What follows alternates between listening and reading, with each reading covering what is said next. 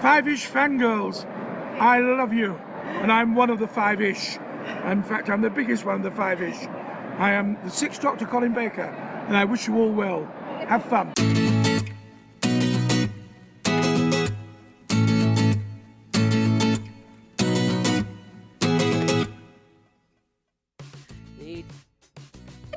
We continue all the way to episode 531 of the Fiveish Fangirls podcast. Why do drugs when there are books? Welcome everyone to this week's episode of the Fiveish Fangirls podcast. So glad you could join us. Let's start off like a direct virtually about and see who joined us this week. This is Brittany in Bengal. This is Chrissy in Salt Lake City. This is Holly from Wisconsin. And this is Rachel in Indianapolis, Indiana. Hello, everyone. Hello, everybody. And we're all here. Yay! Yay! We had to do some thingies with the scheduling and the recording, but we managed to get us all online at the same time, so we could celebrate our birthday just a little late. Yay! Happy birthday to us. Happy birthday to us. We're awesome. Yeah.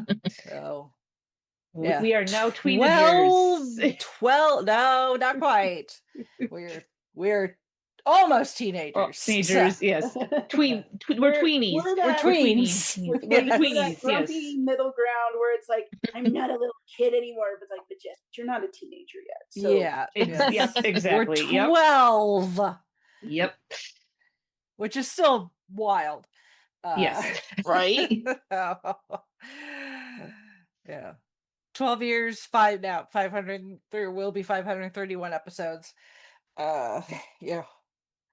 This is lots, crazy. Hours and hours and hours and hours and hours of recording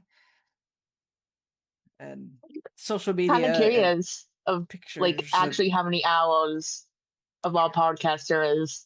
Yeah, I did that once way back, like when we turned like, I don't know, like 6. It was up there. And that was a lot then. So that was 6 years ago. Yeah. That was 6 years. Yeah. Well, we're about to add to it. Yep. Exactly. And also add to your TBR. So I hope y'all are signed up for summer reading. Yes.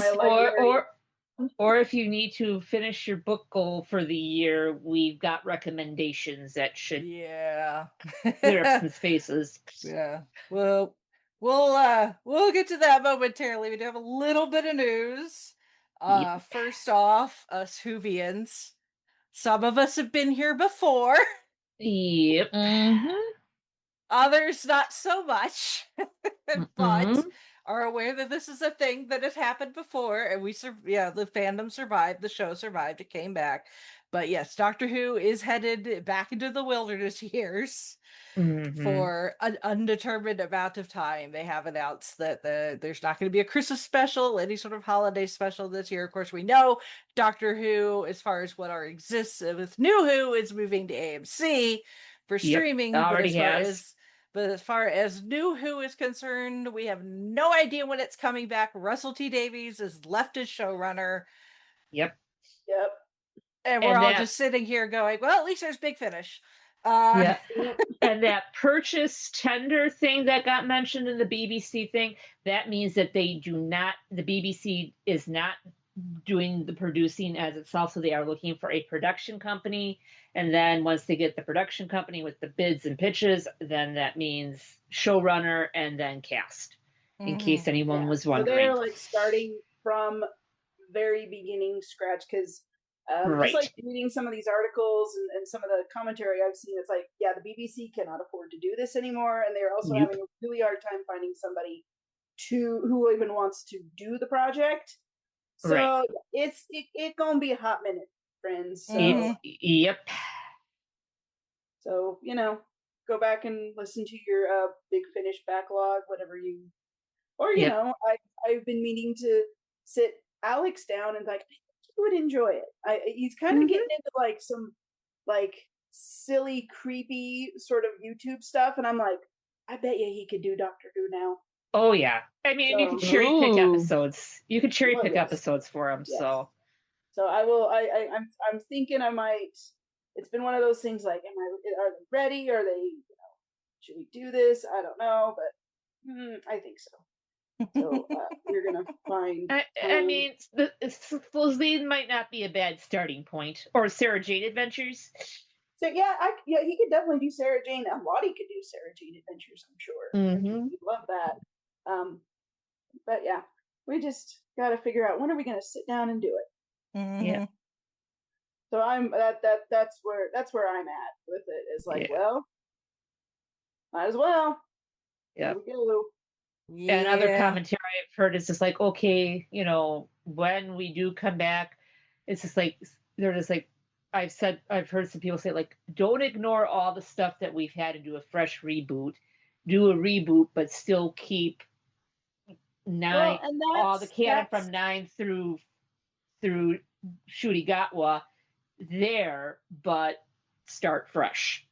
Well, and that's kind of how they did it with Eccleston, was because that first season, other than I guess the Daleks, it was all like, hey, this is brand new. This guy just pops out of nowhere, and there's a companion, and here we go. And then you like slowly introduce the lore as it goes. So it's like maybe start it that way and start it in a way that people are new coming into it. They're not going to be so lost. Yeah, right. And even if they're like, well, I just like this part of it, then that's okay.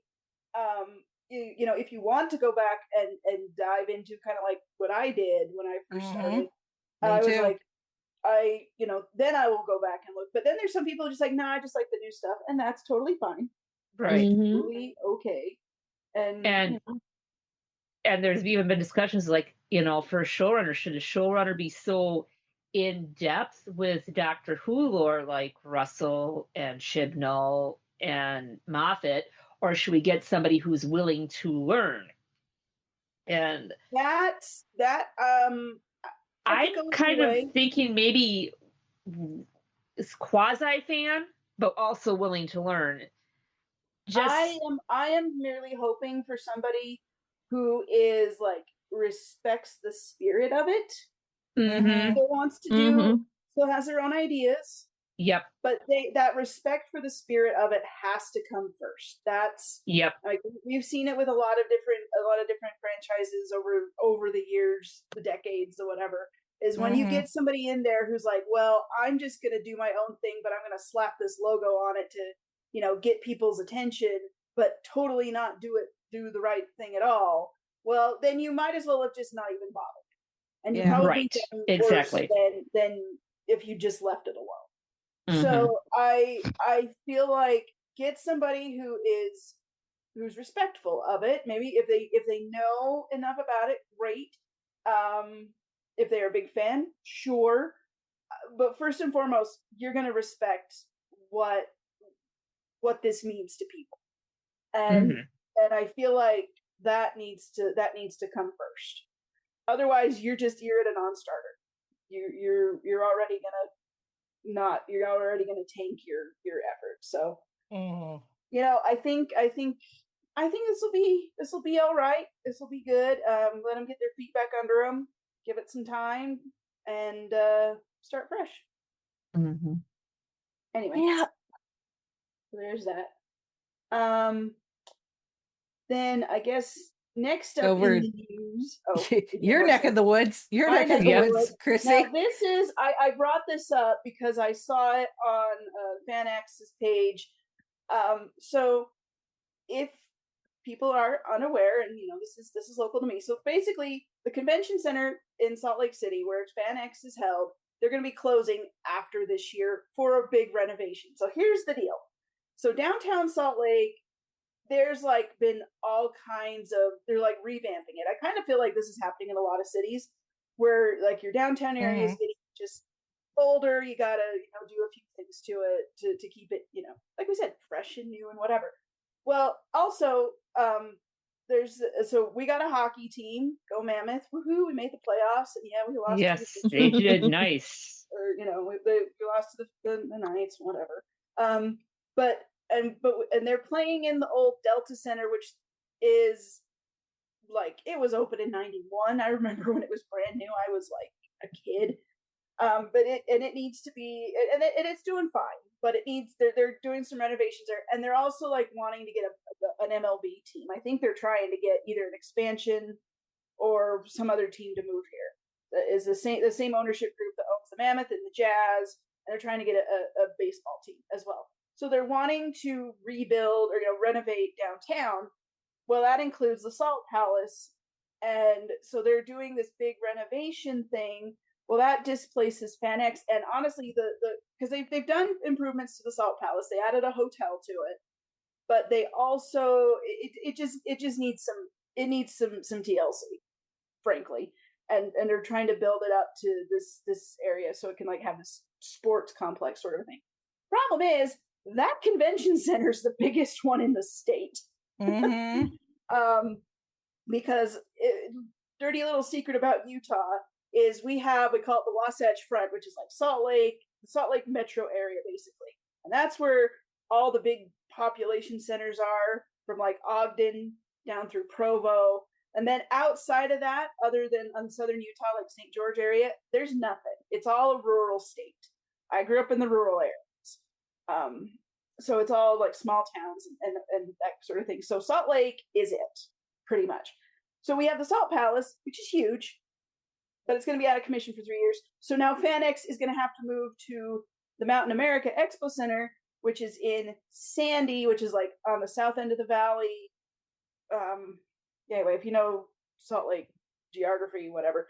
Anyway, it's a lot smaller.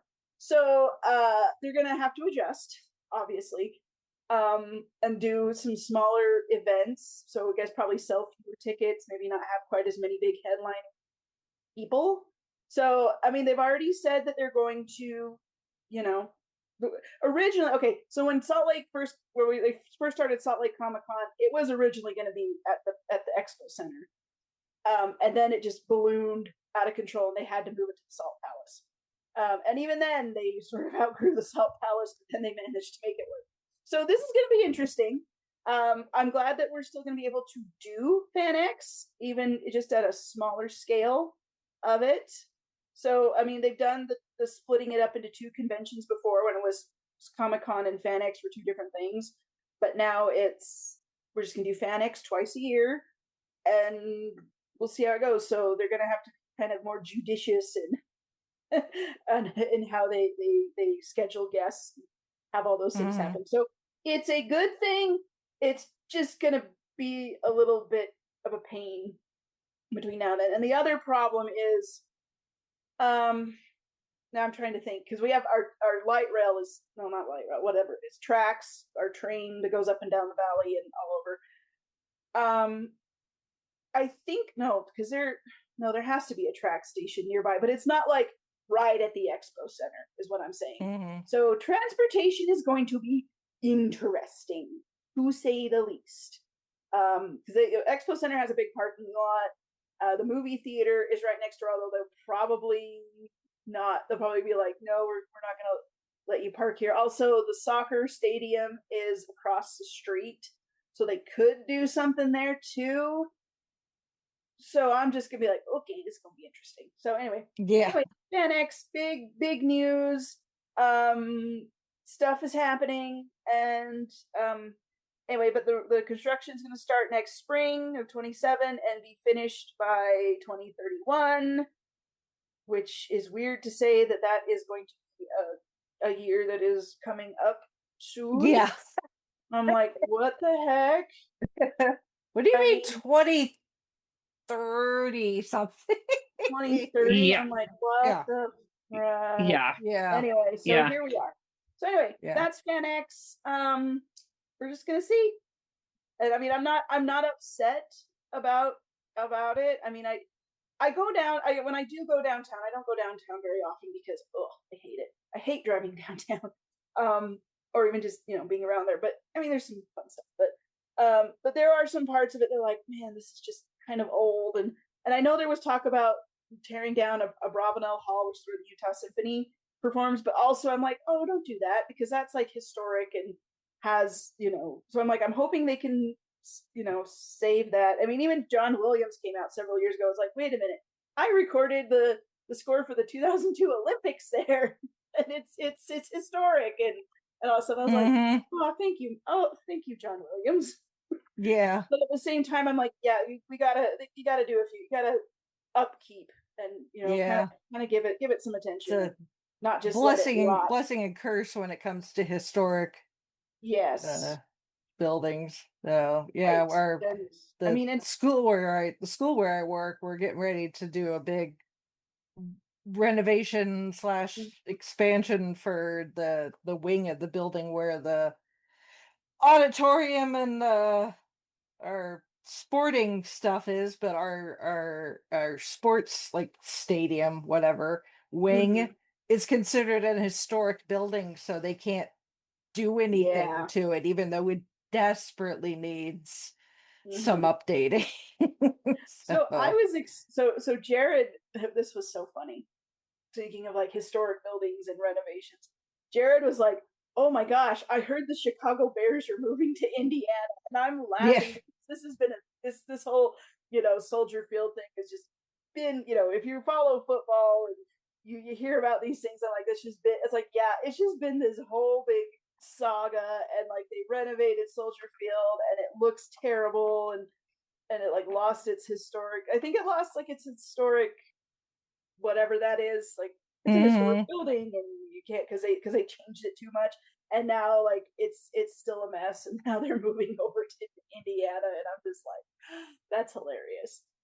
Sorry Chicago, but you know it's got, I mean, I feel bad for the fans, but at the same time I'm kind of like, you kind of brought it on yourself, not the fans, but well, yeah, well, we'll see, because supposedly they're supposed to move to like Gary, essentially, which is like right across the state line.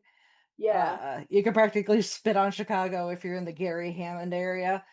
And the city of like Gary and the surrounding suburbs have been desperately trying to get out from under like the historic, not so pleasant history that it has. So but I don't know if bringing in a NFL team is necessarily the best idea. If that's going to help make things better, right? It might make things worse. Right? Yeah. Well, it's like it's a saga to be sure, but it was just funny that my very non-sports husband was like asking me about this. I was like, "Did you hear about this?" I'm like, "Yeah, I've been listening to this for years now." Yeah. And I just have to. We'll see if it actually ever happens. That is true. It's like they get these ideas and they're like, well, maybe, and then, but who knows? So anyway, buildings, renovations, all that fun stuff. It's gonna suck for a few years, but once it's done, y'all are gonna be like, "Oh, this is so much better." I mean, Indianapolis, we've been through this twice. I mean, the bigger time was when we were trying to building a brand. Speaking of football, building a brand new football stadium, and expanding our convention center and stuff so that we could host Super Bowl back in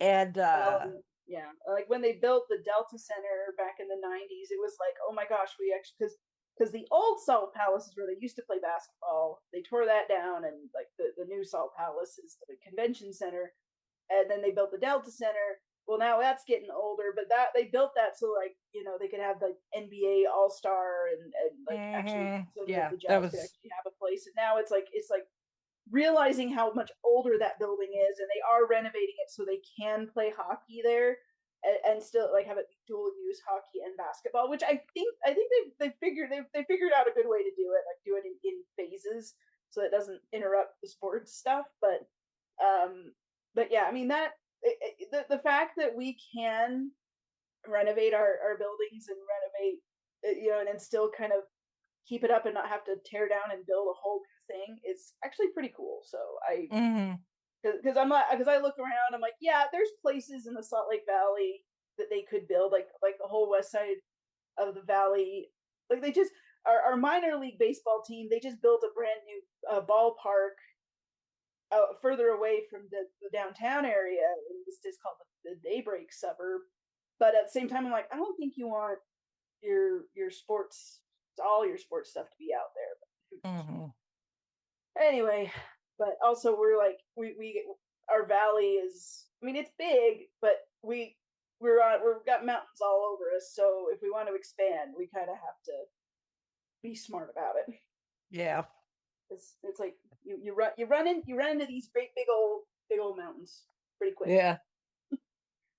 Well, now I don't feel so bad about not being able to make it out there yet for Fan X, so now I can just wait. Just wait. It'll be fun. I mean, if you want to, and we could go down to Sandy, and I mean that's where Jared is from. Where like I'm not trying to dox my in-laws or anything, but they actually live close by there. And so I mean, it's a nice spot, and Sandy especially. They've been like trying to get a lot of. That's where like the Mammoth practice facility they built on part of the old mall. They put the practice facility there, which was kind of cool. So they're still doing stuff down there. It's not like it's out in the sticks. Far from it. Anyway. Yeah. We'll just have to wait and see how on time the project ends up running. That is true. That is true. We're finding out with some of our just in our library system, like there's buildings we gotta renovate and tear down and build up new, and we're like, okay, when is this gonna happen? We don't know. We'll tell you when it does. We'll give you watch this space. We'll give you at least a month's notice. We promise. Like, yeah. Okay. Thank you. We think. I'll believe it when I see the guys in hard hats and heavy equipment coming up and saying, "Hey, move it." Yeah. Yeah. Oh, that was today? Sorry. Yeah. Like, did I need to be gone somewhere? Oops. Yeah. Yeah. Let me move my car. All right. Yeah. Sorry, they did not give us that memo. Yeah. You'd be surprised how many times that happens. They're like, we told you. I missed it. All right. Well, that's really it for the news, and we don't have any feedback yet. Shalene's feedback will probably come in later. Yeah, sorry. That'll be for next week. we had to redo some scheduling stuff just because life does what life does. Yes, it does. But we readjust. Yep. So we're gonna move on to this week's Bay topic. So whatever app you use to track your reading, or pencil and paper, whether you use Goodreads or Beanstack or whatever. Spreadsheets. Spreadsheets. If your to-be read list wasn't long enough, we're probably going to add to it. So, but it is, it's summertime now.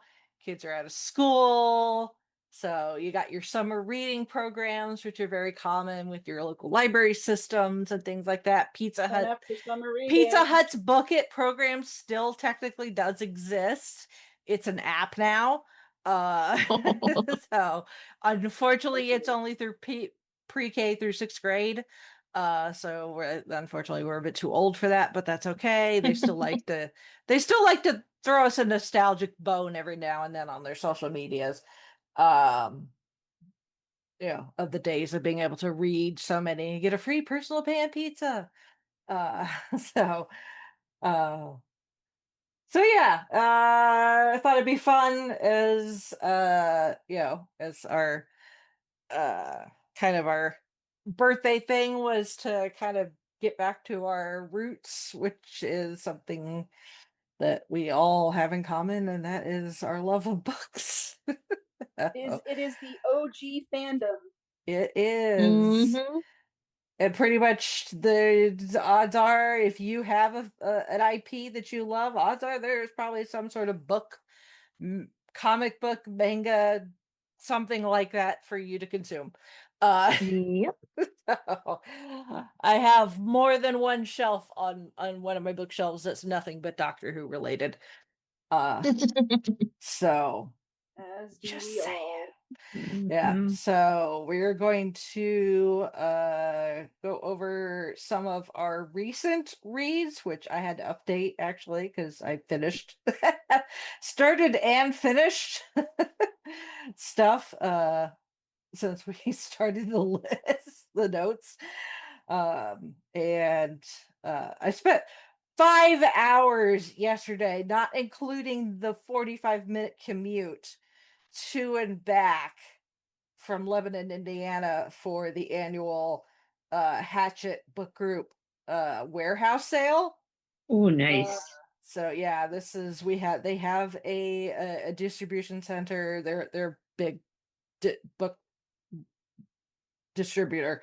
Grab You would something not be able to random. get me out of there. Yeah, yeah. Grab something random Exactly. off of your book and your bookshelf and look, and odds are you might probably see something that says Hatchet Book Group. So, uh, so yeah, but they've got a warehouse here in Indiana. It's like 45 minutes ish north of Indianapolis, and every summer they have a sale one day, and it is just absolute madness. They said this year was their highest attendee, and it felt like it. Uh, but this was my third year going, and essentially it is they section off part of their warehouse. They have pallets with giant cardboard boxes full of books, mostly books. You do see occasional um book tangentially related products, like they had um Book adjacent some things. old some calendars that were out of date. I don't know why some of this stuff they don't just send to recycling, but I guess try to get your money out of it first, I guess. um occasionally they'll have things like puzzles, um because they do distribute some of those as well, but it's pretty much books, everything from novels to not nonfiction to big coffee table books, and everything is $1. Nice. And so you show up and get in line and wait and wait and wait. I got there and parked. I got in line like a little after 9, and it started at 9. So the line would have started moving at 9. I finally got it. I don't know exactly what time I actually crossed through the threshold into the inside and out of the sun. It was a while. But I know that I finally got let into the merchandise area at 11:30. Wow. So I was in line for 2.5 hours. Oh, yeah. And I finally, after fighting the crowds, not literally, thank goodness, but it was elbow to elbow. And of course, you can bring your own containers. No, nothing with wheels. So you can't, no wagons or things like that. But you could bring like your own like reusable bags or boxes or whatever. They do supply boxes. Um, I don't like doing the box thing because I need my hands free. So I tend to do like the big like reusable bags you get like at IKEA. Mhm. Um, but that gets really heavy really fast. Also Yeah, I gets was Mhm. really gonna say full really fast, and you'll turn around, you accidentally hit somebody with your bag. There's a lot of apologizing.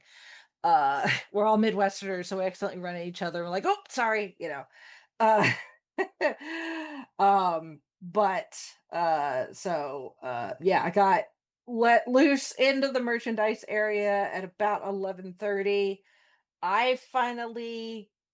Once I finally was done shopping, stood in line for the checkout, got checked out, walked out the door, got into my car. It was 2:30. Wow. Yeah. So basically, what you're saying is plan a whole day for this thing. Oh yeah, pretty much. Yeah, it's a big deal. I mean, they do their best. It is mildly controlled chaos. So, but I mean, for $1, I mean, I walked Right, out and yeah. I walked out with a big old stack of books. I posted it on my TikTok. If anyone wants to go, you can go see my haul and some of the footage I took on my TikTok. But I spent $19. Nice. So it really feels like you have way more. And then you get to your turn and they're doing the count to tell you how much you owe. And it's like 19. I'm like, really? That's it? It feels like I've got a lot more. Don't question it.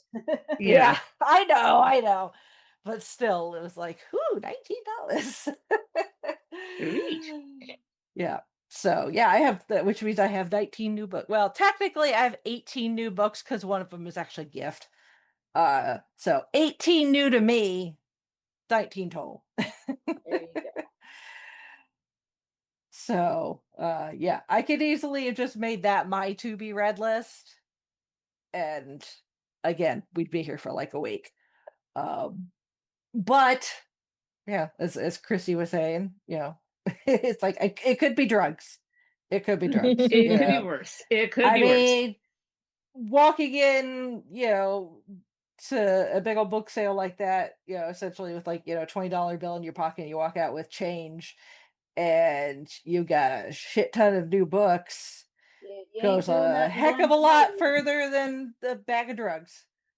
So basically it's like the Scholastic Book Fair on steroids. Little bit. You know. Yeah, it's a bit more it's less organized. It's not really sorted by like genre or anything. You can easily find cookbooks next to like, a John Patterson novel, or James Patterson novel. I think I'm getting Patterson and Grissom confused, mixed together. Next to a kid's, book with, cartoon characters that, like My Trip to the Zoo, that sort of thing. Well, this is like all surplus they're trying to get rid of. It is, yeah. There was stuff that I see that I recognized from last year. There were some books where like I bought that last year, so I don't need to buy it again. So there were a few where I picked them up and I'm like, do I already have this? This looks familiar. I feel like I already have this. I put it back. That does happen. Yep. Yeah. Though, but yeah, it's one of those things that's like, if a lot of bibliophiles, especially if you follow like Book Talk or Bookstagram or whatever, there's always jokes about a lot, especially girls, being like, telling their significant or other, tell me I'm pretty, buy me a coffee, and take me to Barnes and Noble, and yeah, that's fun, especially if you're looking for new releases. Maybe if you're in the middle of reading a series and there's a new installment coming out, you want to get on that. We just got a new entry into the Dresden Files earlier this year, so that's a thing. But if you're not looking for anything specific and you don't really care whether it's new or not, keep your eyes peeled for, maybe not every place has a book distribution warehouse where they have a surplus sale. But a lot of libraries will have sales trying to get rid of books that they don't or can't have in circulation anymore. There's I can tell you that, well, because my library branch, we actually do have like a designated spot where we just put stuff on book sale, and like it's stuff that we have to make room for new stuff. This is stuff that's like old or it's not checking out, or we have extra copies that were, it was popular, maybe like a year or so ago. So, but now it's not, like, we don't need 5 copies of, I don't know, whatever last year's big bestseller was.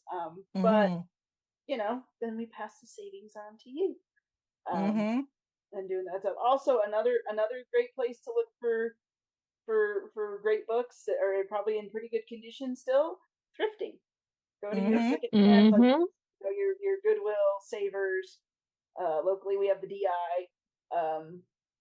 That's you'll see, because people are. That's the other thing. Like at the library, we are constantly getting phone calls from people like, I want to donate this box of books because I'm moving, or they're cleaning out their grandma's house, or they have all this stuff in the attic, and they're like, I don't want to just get rid of it. And a lot of the time, because some of it we just can't keep, but we'll put it on our book sale or stuff like that. So, there are places to get cheap books, and of course, as always, support your local library. It's like, if you absolutely do not have any money to spend on books, go to your library. It's free. Yep. You just have to give them back after a while. But I mean, a lot of libraries these days, like your checkout window is like 3 weeks, 2-3 weeks. Yeah. And I know my system, they do an automatic renewal. So if somebody has it on hold, that is the key component.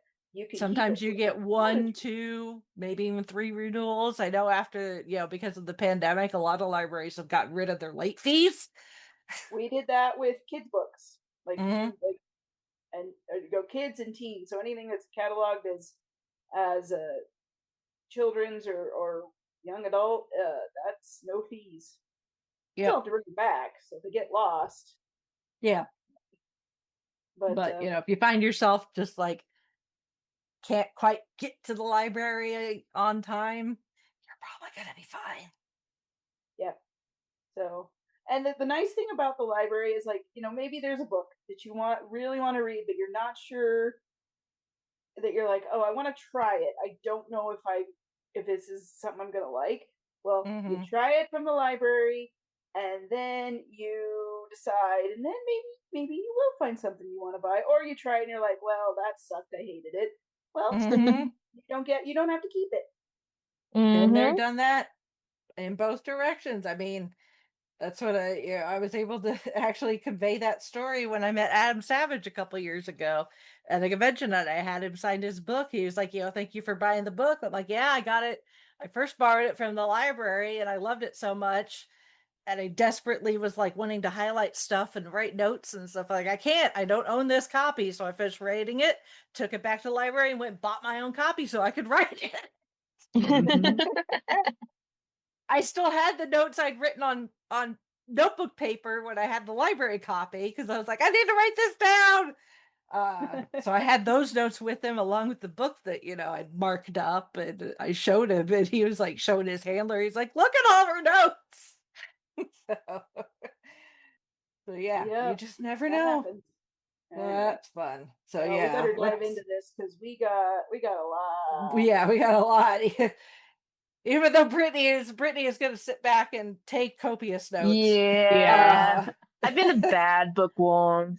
No, that's okay. Sometimes we're going to add to it. It hits us all. Yeah. Been there, done that. I had the long stretch where it's like I'm barely reading anything, and now I'm like, give me all the books.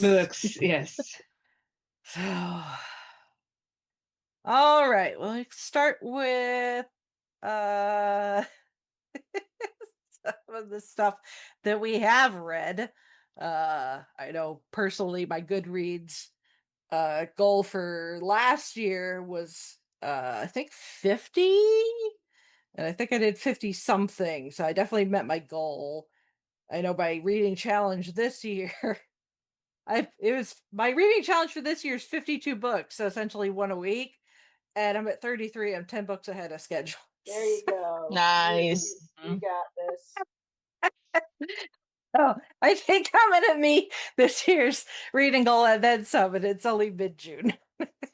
Yeah, I'm right audiobooks there. help a lot. Yes, I will I'm say right that there. audiobooks Yes. help a lot. Yeah, I'm right there with you, Rachel. I Yeah. have my reading goal of 105. I'm at 72. Yeah. But then that's okay. If I get into a slump, I know I'm all right, so I don't feel pressured. Yeah. Yes, that too. I will not say what my goal is because I don't want anyone to feel bad.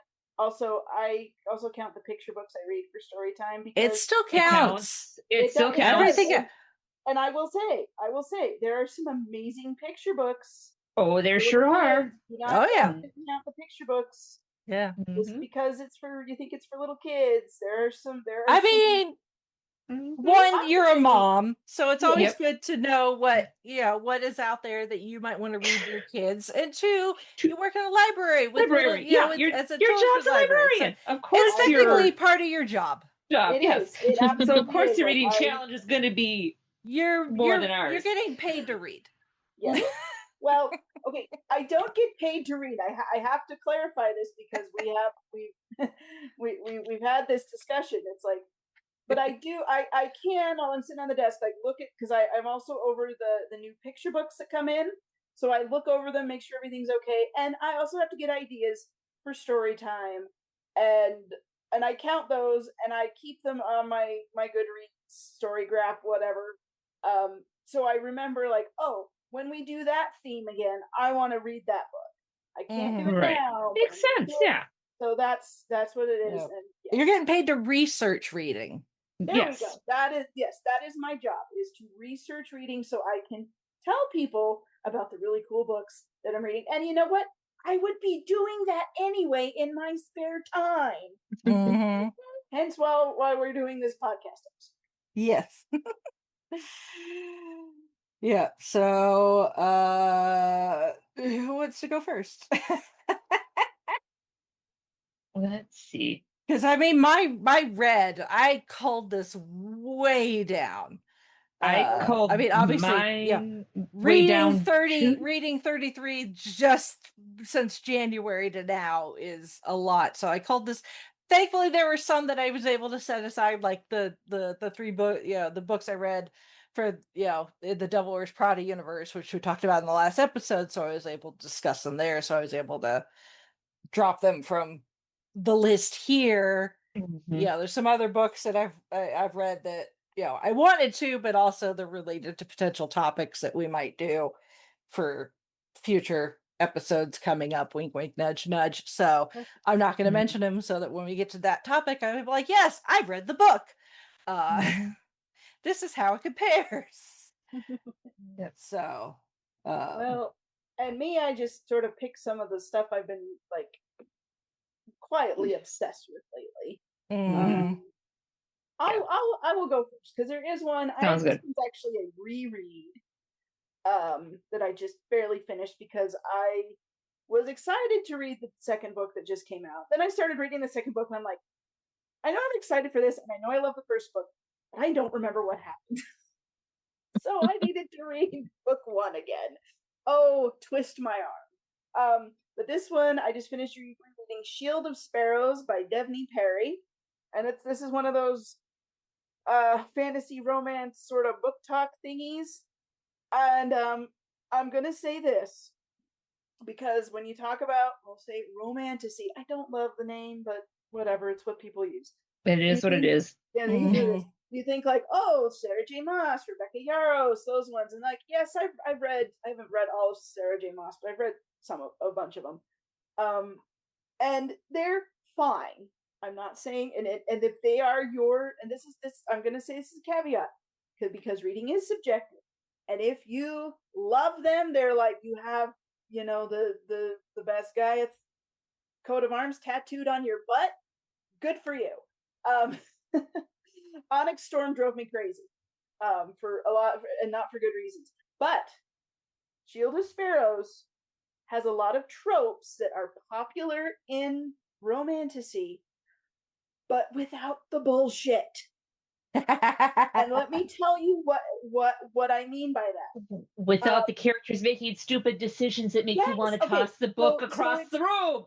So you're like reading it along, and it's like, okay, the main character. So what the premise is, and I'll try to do it without going into too many spoilers.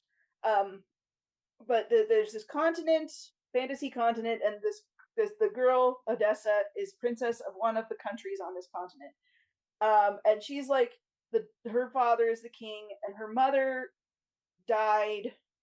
And so the king remarried, and they had another daughter, and she's sort of the more, there's all the politicking and whatever.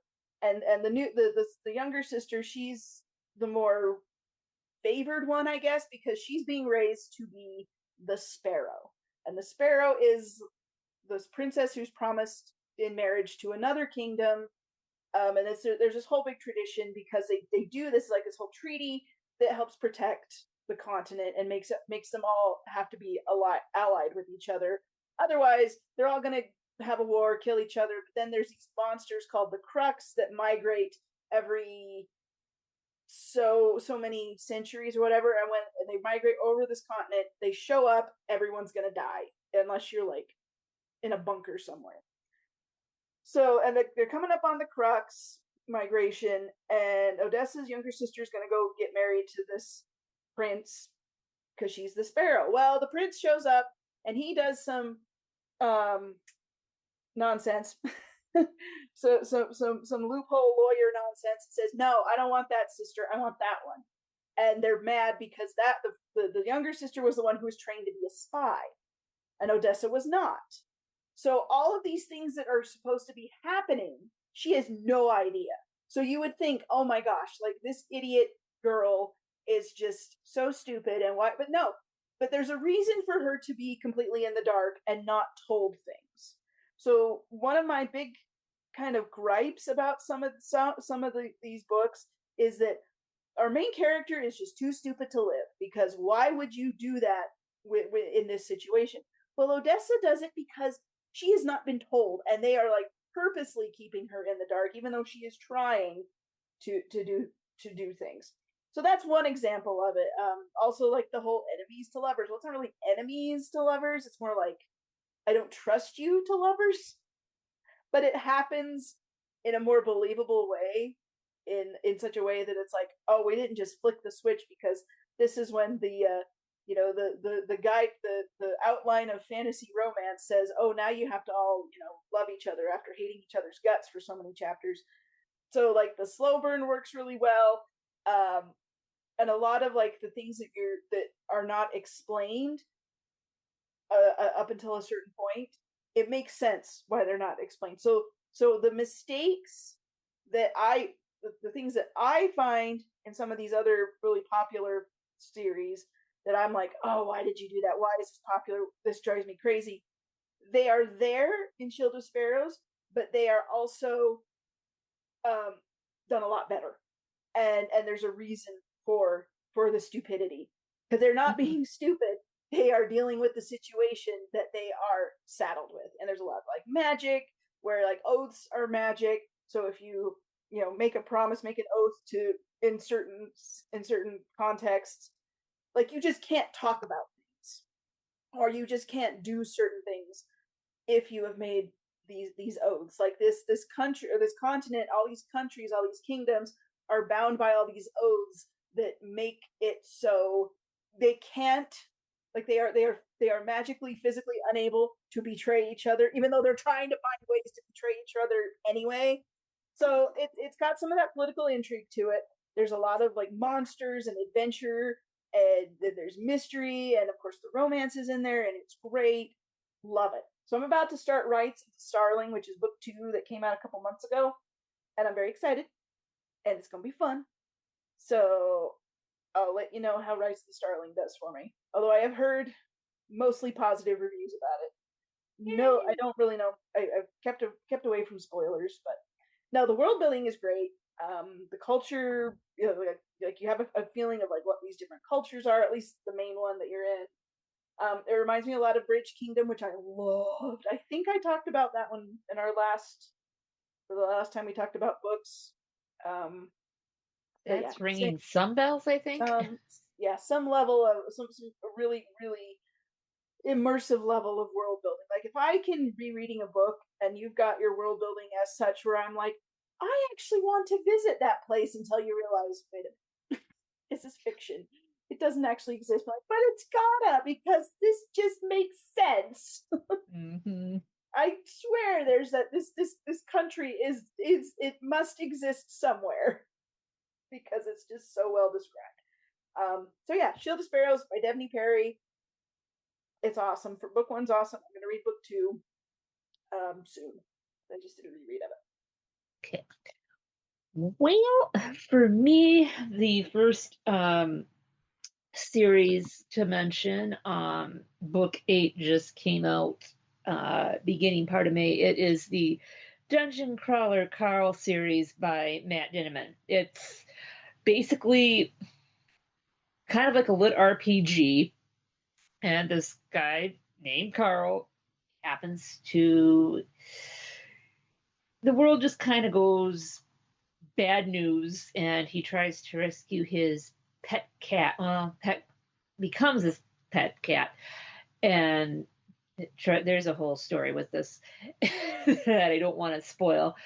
But he winds up in this game where he has to survive AI, and there's multiple levels and new achievement, and it ramps up. It's humor. There's some drama, but it's a whole lot of fun. If you're more audio speed, there is audiobooks of it that are incredibly done by Jeff Hayes, and the cat, it talks. Of course. Her name is Princess Donut Queen Anne Chonk, and I mean, if you're into D&D, and some of the humor can be a little crude, but I mean, it's that's what you're looking for, go for it. Though I will warn you, each book, it gets a little bit darker, not Harry Potter dark, but it, and the books get a little bit bigger. This book 8 was a little bit less than what book 7 was, but it was just like, oh boy, they're fun to read. So, Chrissy, have you read this series? This is one I have looked into. I am a little bit on the fence just because of how dark it gets. Right. What I've been told how dark it gets. I'm like, I don't know if I would enjoy this one, but everybody has just been, I don't know. That's one I'm going to have to Play by ear. I don't know how much I would enjoy it, but maybe I would. I don't know. Right. Everyone keeps asking me, "Have you read it?" I'm like, maybe that. Like, okay, I will try it, but I make no promises. Yeah, because the first 2 to 3 books are good, but then once after book, I want to say 3 going into 4, then things start getting. Okay. Yeah. Good to know. Mm-hmm. As it is with RPGs, there's stuff happens. Oh yeah. True. Unfortunate stuff can happen. So, oh my goodness. Let's see. One that I finished. I did the audio version. This one's been quite popular, especially on Book Talk. Yesteryear, by Carol Claire Burke. It's if you depends on where you are in the social media space. But essentially it is a loosely not so loosely based on I don't know the gal's name. I just said the Ballerina Farm. She's I hate the terminology, trad wife. She's one of those stay at home, we live on a farm, I have pops out 5 million kids and posts all of it on social media and is making money off of essentially, this supposed living by the land, type life. When really they've got like a bunch of help and they've got a ton of money. And it's not all just like pulling them up by their bootstraps, milking the cow, making their own butter, and yeah. Look, making my own kids' clothes, and look how they never get dirty. Like, no, that's I have opinions about those sorts of things, but again, yes, a lot of people do. I'm like, dude, you're just a lot of people do. You're cosplaying my, I'm like, we just did it, and we didn't need validation. Yeah. So yeah, we have a it's considered, I guess, like a quote unquote living museum here in India. It's up in Noblesville, called Connor Prairie, and it's essentially that. Okay. It's early settlers. A lot of kids go there as field trips in like elementary school to go like, look, this is how you churn butter, and this is how they went shopping. Everything was in one store, that sort of thing. This is how the mail was delivered. But there's some people that have tried to make that actual day-to-day life now, when we have things like technology and advanced medicine and stuff. But yeah, so it's people do have opinions, and the gal that wrote this has kind of taken that and this story of this woman named Natalie, who is very much trying to live that lifestyle. She's famous on social media. She's got 8 million followers. And they're making all this money by selling branded product and all this stuff. But if you also get a look behind the camera, and you find out that she's got like 3 nannies and a whole bunch of farm workers. It's not her husband just going out and doing all the farm work and all the livestock and everything. But then one day she wakes up and she's suddenly back in the actual time period that she's kind of cosplaying. And her husband this guy claiming to be her husband kind of looks like her husband, but doesn't act like her husband.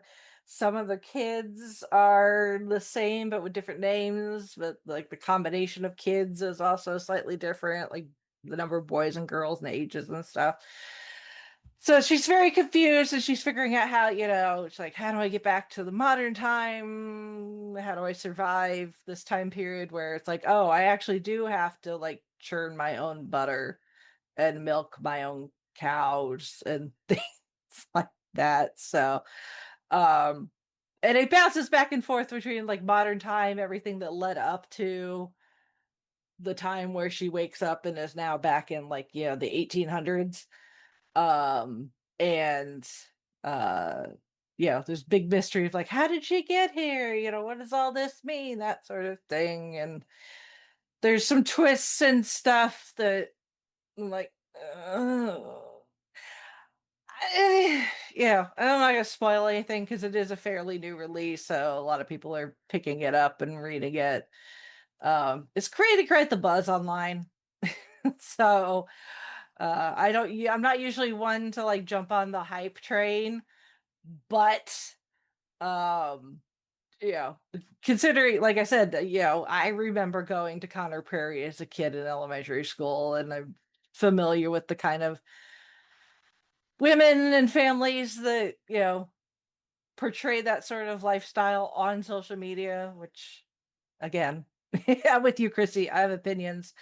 Even not I'm not a parent, but still, just like I have opinions. You grow up on a farm, and you're like, yeah, we did all that, but we didn't do it for for performance. It was our livelihood. Yeah, we didn't make a deal out of it. Yeah, exactly. It's just this whole idea of how performative it is versus when she's back in time, where it's not performative, it's actual survival.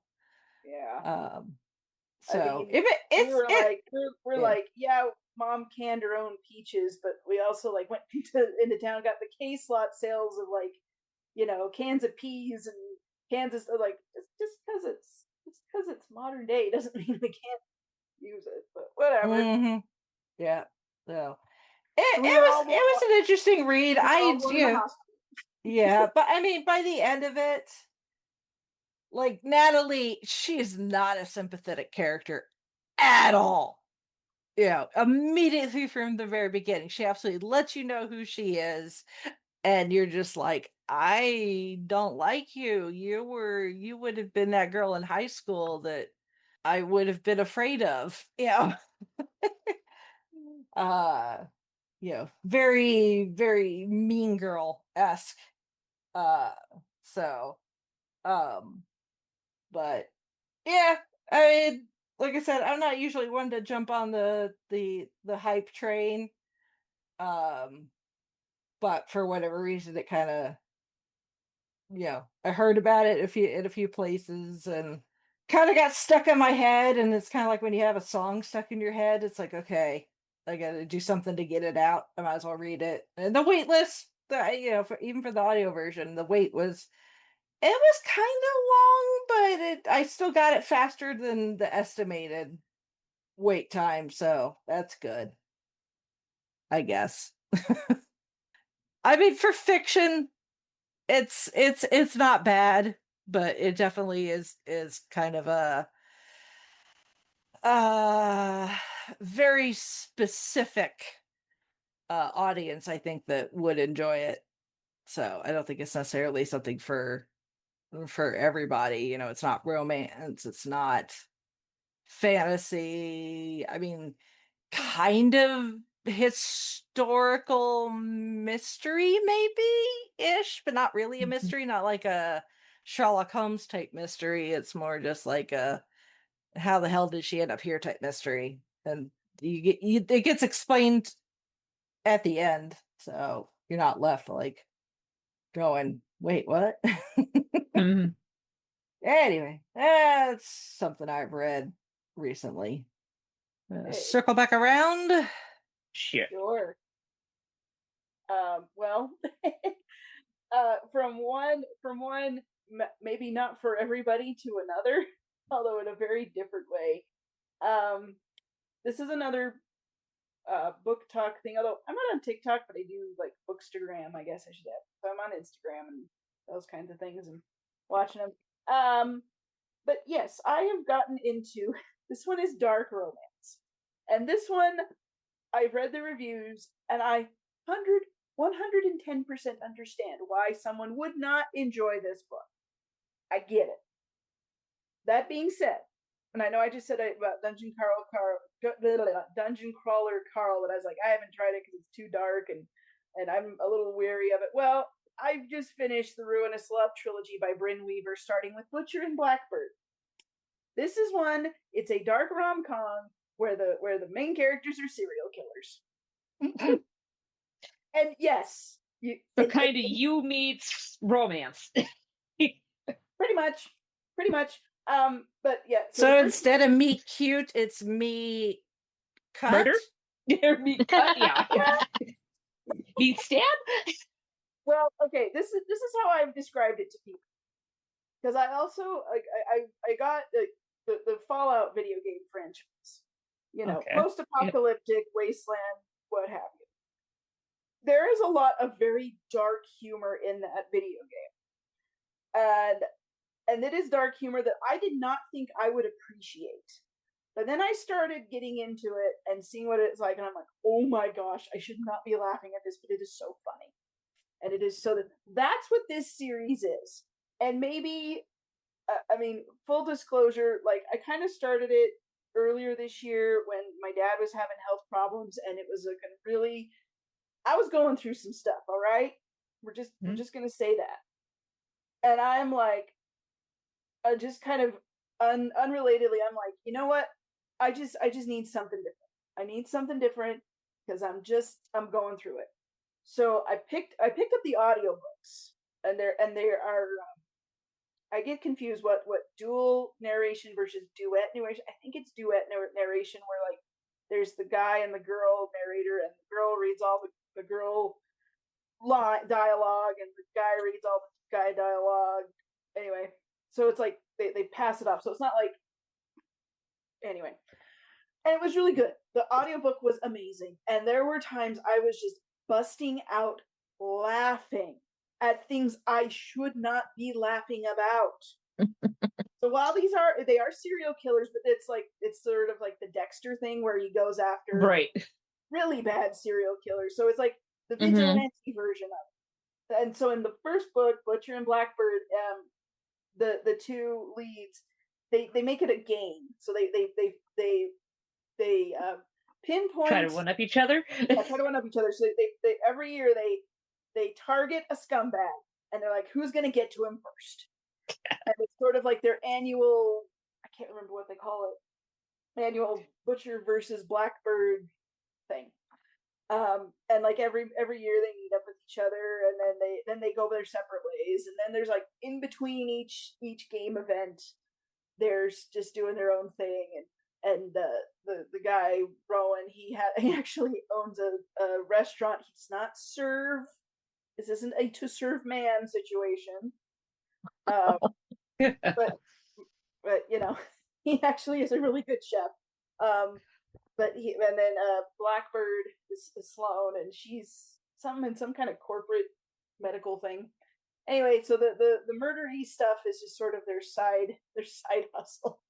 And you kind of have to turn your brain off, because if you watch a lot of police procedurals and you're looking at this like, how did they get away with it? Don't worry about it. It just happened. Just mention it, just be like, just don't ask. So you gotta have some of that. But the banter is great.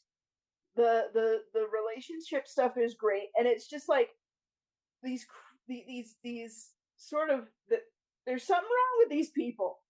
That is true. That is absolutely true. But you love them. but you love them, and like the romance. So there's yes, the romance takes a big part of it, but they're also like friends first, and just like the whole like he falls first, she falls harder, sort of a thing. That thing happens, but then I don't know. I don't want to spoil it, but do read the content warnings, because there is some stuff in there that's like, yeah. I'm glad I got warned about that, because if it had just popped out of nowhere, I'd have been like, nope. But then, bye. But I will tell you, when the audiobook narrators are reading the content warnings, you could tell they were having fun with it, because they're like flirting with each other in character. Oh, good. The audiobook is so good on all three of them. So it's a trilogy. So there's Butcher and Blackbird, Leather and Lark, and Scythe and Sparrow. Now Scythe and Sparrow, it's like it's these three brothers for the whole trilogy. And then so Scythe and Sparrow, it's the younger brother who's actually kind of got the upstanding, he's a doctor. So he's like the normal upstanding job, because the older two brothers were like, hey, yeah, you're gonna go have a normal life. We're too screwed up. But then he ends up getting sucked into something terrible anyway, because the girl in that book, like, she's trying to do the vigilante justice thing and she's terrible at it. But because this is book 3 and we've had 2 books of where everybody's like good at their job, now we're like, oh, this is what happens when things start to go wrong.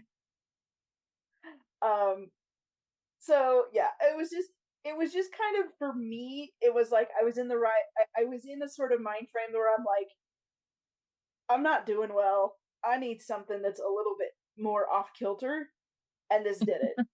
And I went out and I've already bought books 1 and 2. I was going to try to find book 3, but it wasn't at the store yesterday. So I got something else. But yeah, so this Ruinous Love trilogy by Bryn Weaver. She has another trilogy. Well, I don't know if it's a trilogy. There's only 2 books out on it yet. It's the Seasons of Carnage, which I'm going to start soon. But there's like a novella that ties the 2 series together very loosely in between, which I've listened to. But yeah, this one is very much if you want to see dirtbags really get their comeuppance and enjoy some unhinged lovey-dovey stuff. And if you're okay with dark humor, and you know your limits and you read the content warnings, if you're okay with it, you'll have a good time. That one's been on my list. My sister recommended it to me not too long ago, so that one. No, I strongly recommend, if you can get the audiobook, either like through Libby or Hoopla or whatever. I strongly recommend the audiobooks because they were great. It was, I mean, you can read it, get the book, get the paperback, whatever, or on Kindle, and enjoy it. No problem, I'm sure. But the audiobook was chef's kiss. Was amazing. And I will sing its praises. And everybody I talk to about it like looks at me like, "Are you out of your mind?" I'm like, yes, I am. Do you know the kind of year I've had? I'm nuts. It's like, don't judge me. Do I judge your book choices? No. Like, you like what you like. But, just sometimes you just need a little unhinged. Exactly. Just to remind yourself that it's okay. Mm-hmm. So there's that. It is fun. It is fun. All right. For me, I finished book 1. I'm in book 2, and I know this is part of the 6-book series, if memory serves. But it is Dangerous Assassin by Elizabeth Wheatley. I would say it's a romantasy. Chrissy, correct me if I'm wrong here. It is. It is. And the setup, it's, if you like, Court of Thorn and Roses, Throne of Glass, kind of like that, but less on the spice, and just snappy dialogue, fast paced, I would have to say, because I had to slow myself down. And yes, if you've seen the YouTube shorts or the Instagram stuff, this is the same author who does Book Goblin. Yes. We love our Book Goblin. So the audios are narrated by her. Ooh. Yeah, because sometimes I like to find the audio when I'm reading, especially when it's a new to me series, especially when it's set in a brand new world where you think you've got the characters' names or the pronunciation right in your mind, and then you hear the author saying like, "Oh, I've been pronouncing that wrong since day one." Oh, that's And yeah. I love the relationship, and I'm looking forward to seeing how this goes. And I do want to check out her other trilogy or other series that I think it's set in the same world, but it doesn't have any ties to the Tears of the Wolf. Yes. Yeah, I've read Tears of the Wolf. I need to read Oath of the Wolf. But yeah, that apparently Tears of the Wolf deals with Amira's very much long ago great somewhat grandmother. Okay. Tears of the Wolf is excellent. Good. It's great. So yeah, I love Amira. I mean, just I was born and raised to do this, but Sibyline's supposed to do this, but nope, I'm going to volunteer as tribute and do this, and that kind of ruffles a few feathers in book 1, and it's just like, oh boy. Yeah. I don't want to say too much because the way book 1 goes, it's just like, oh wow. Yeah. Yay! She has said, I want to say it's like book 4 series. Mm-hmm. That's when it gets a little more dark, spicy, or a little more dark. Yeah. So it does get there. Just at least the first book is not that right. Yeah. So. Yep, and that's pretty much for me on that one, because like I said, I could gush more, but I'm afraid that if I do, I'm going to spoil stuff, which I don't want. Which I don't want to do. I want those who are interested to enjoy without being. Yes. Why Why'd you go and have to ruin that? Now I don't want to read it. Yeah, but you still want to you want to gush about it and be like, please go read this. So we are all about supporting indie creators. Elizabeth Wheatley is very much she's one of those that she is indie. She is indie, and she's done phenomenal for herself, which I'm like, that is so cool that and she's managed to parlay that into like really her success. So she's. So if you want to support Book Goblin, if you find the Book Goblin videos and something about that resonates with you, go check it out. And she does have her own. She has her own store.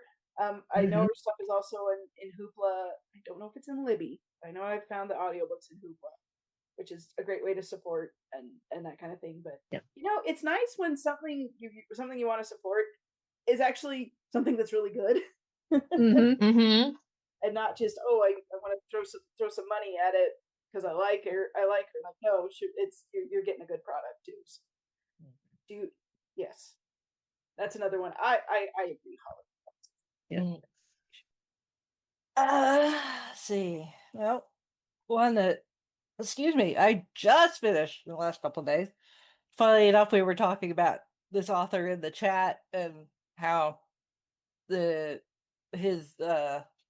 his fictional stuff is not really I don't think we're the target audience for it, but he does do nonfiction every now and then, and he's actually really good at it too, and that is Everything is Tuberculosis, The History and Persistence of Our Deadliest Infection by John Green.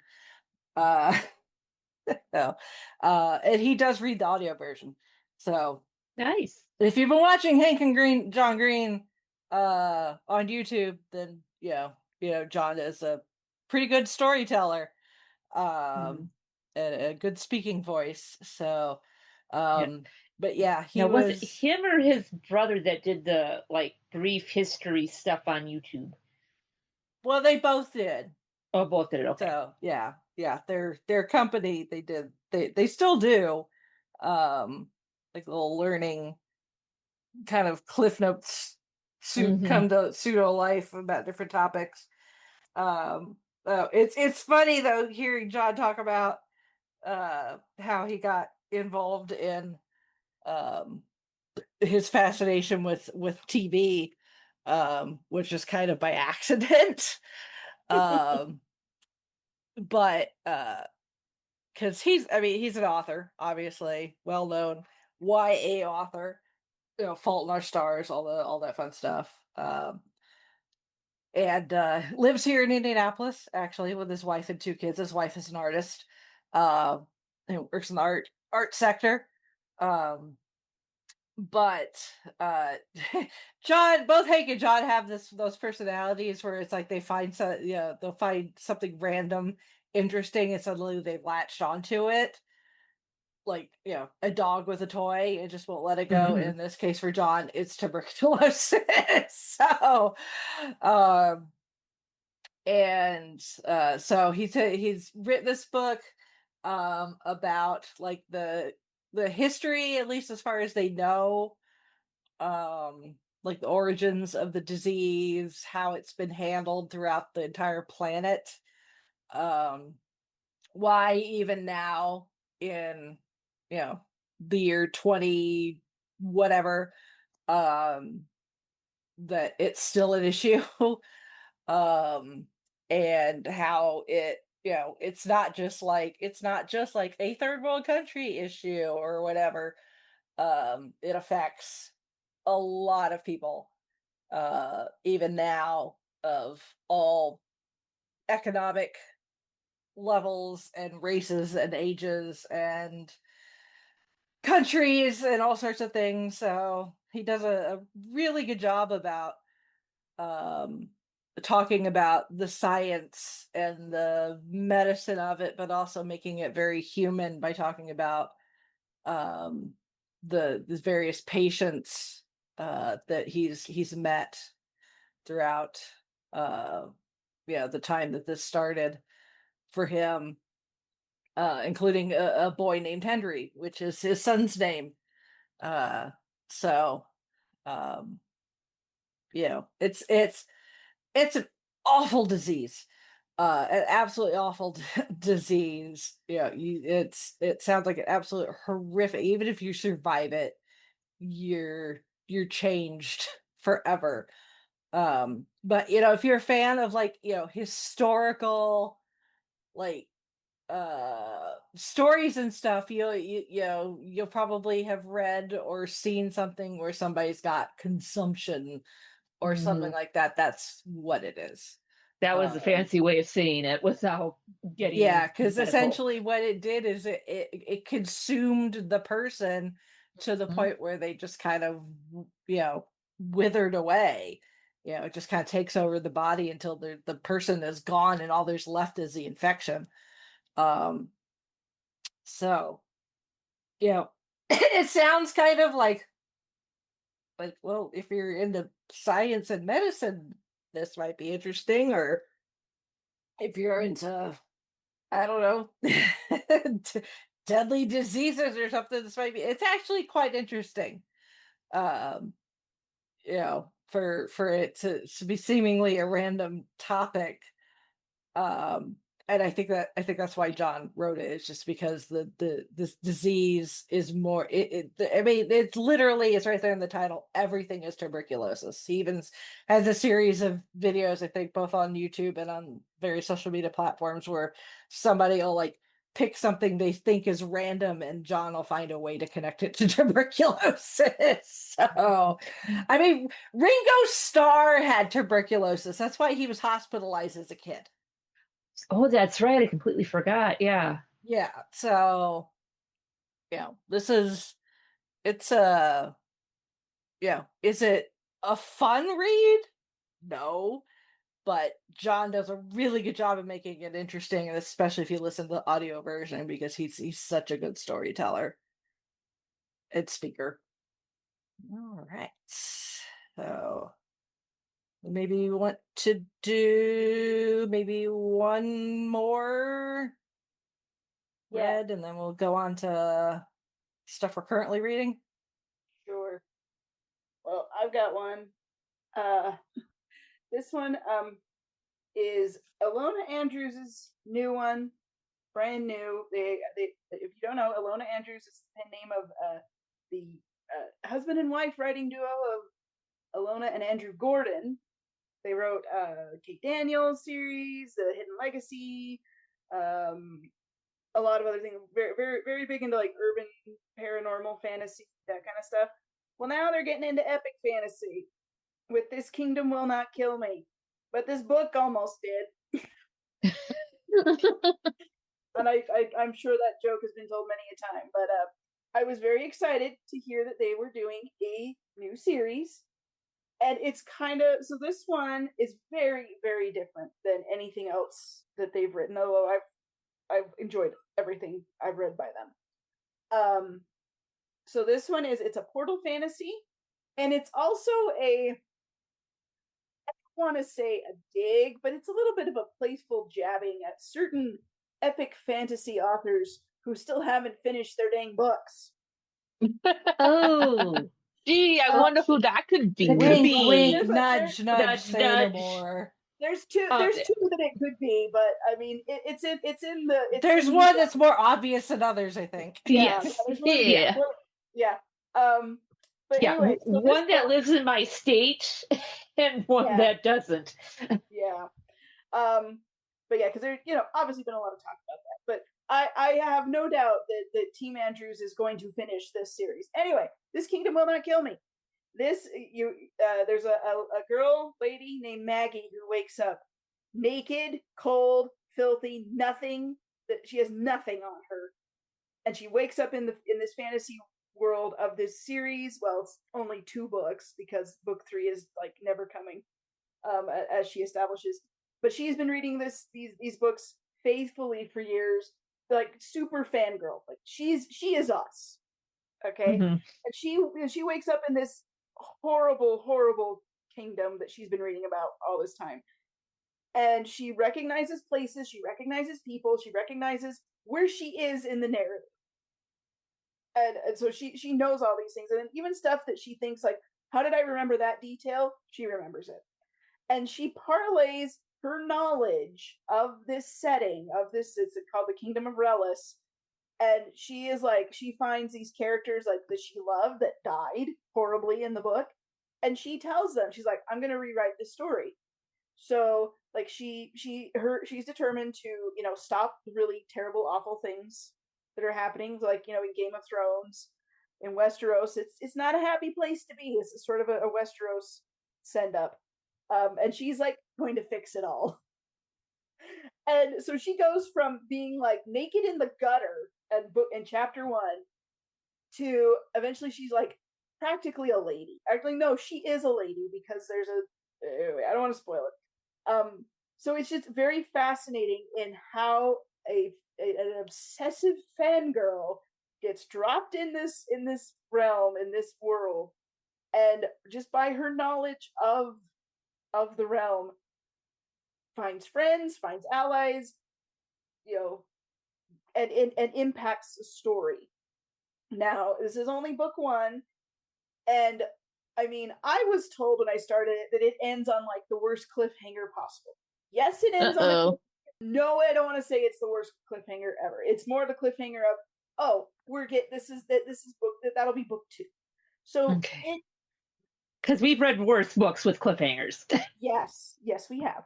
But the conflict at hand in this book does get resolved in a way. I'm not going to say how.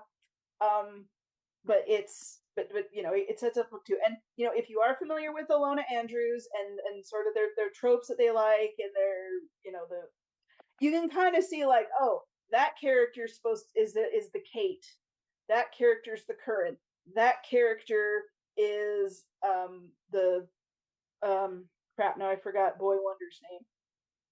It just flew out of my head. Anyway, from the Kate Daniels series. So there's different archetypes that they use quite a bit. That is not an insult. That is actually so you kind of see their team up, their team up, the way that their characters, the makeup of their characters in this book, and it's epic fantasy, and it's so interesting because a lot of the time it's just Maggie. It's called, the series is Maggie the Undying, because she can't die, because every time they try to kill her, she comes back. Which is like, huh, okay, what's going on there? Don't know yet. But you know, all these characters that Maggie meets, like she makes friends. She's like, she's rewriting the whole story, and we don't know. I mean, I imagine at some point she's gonna get sent back home. Probably. It doesn't happen in this book. I'm not gonna consider that a spoiler. But yes, I'm very excited, and this book was so good, and you're just kind of thinking like, you know, you're just telling us what happens in the book and how you're going to change it, but it's just so compelling. Also, and like all the interpersonal stuff, all the way she, you know, her relationships with different characters, and like there's one character who you're just like, you are such a dork, and I love you.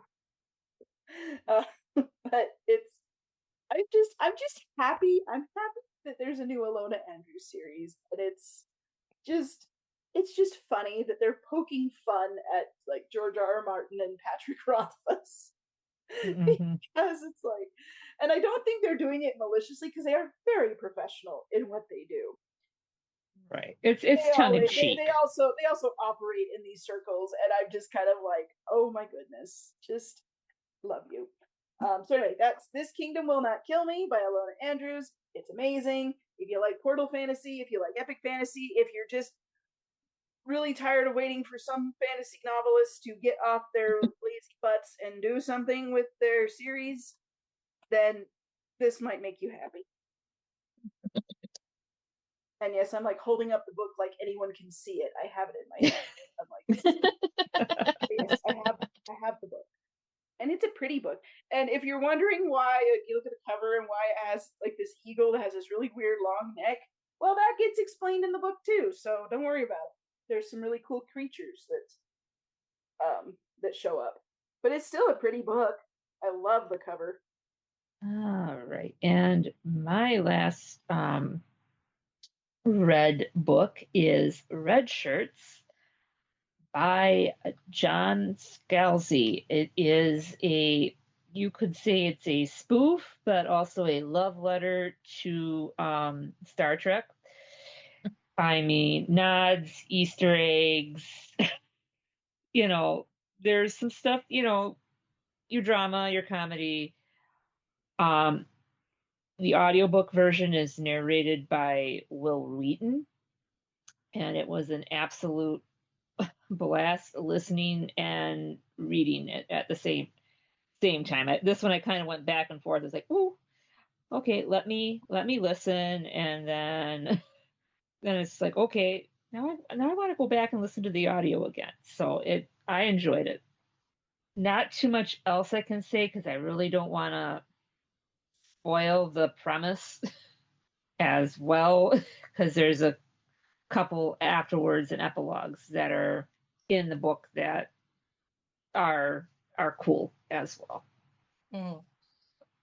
Yeah, I think I've had a few of, not the necessarily like Star Trek-ish related stuff, but John, he writes a number of different like genres, and I think I've got a couple of his stuff on my like.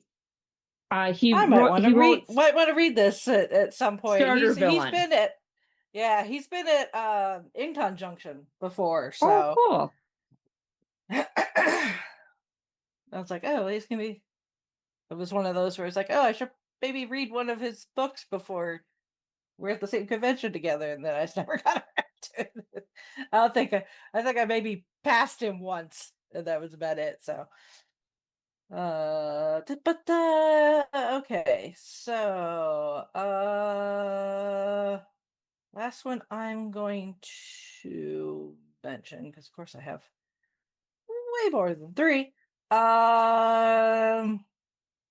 Okay, this one, another nonfiction. I tend to read a lot of nonfiction. With a few exceptions, like the Dresden Files. Excuse me. Anyway, this was partially actually researched for my book, but I actually did find it quite interesting, actually, too. It's called American Scary, A History of Horror from Salem to Stephen King and Beyond by Jeremy Dauber. Ooh. Yeah. And he is a historian. He's a professor at Columbia. And he essentially starts with the origins of horror in the United States and Europe, and how it has evolved since then with, obviously the literature and everything goes way further back in Europe. Countries there much older.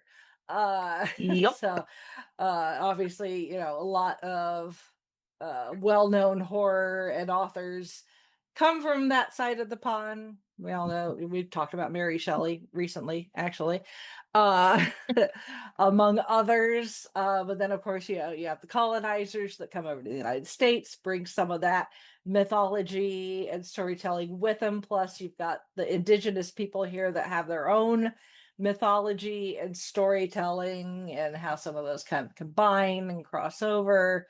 And then obviously works into more modern day, obvious things like the creation of the printing press makes things a lot easier to write and release things beyond just like pamphlets and little, couple pages worth of stuff. You could do full on books and novels, and eventually, you get into with the advancements of technology beyond the printing press, things like the radio, obviously things like the panic that came from from the the telling of the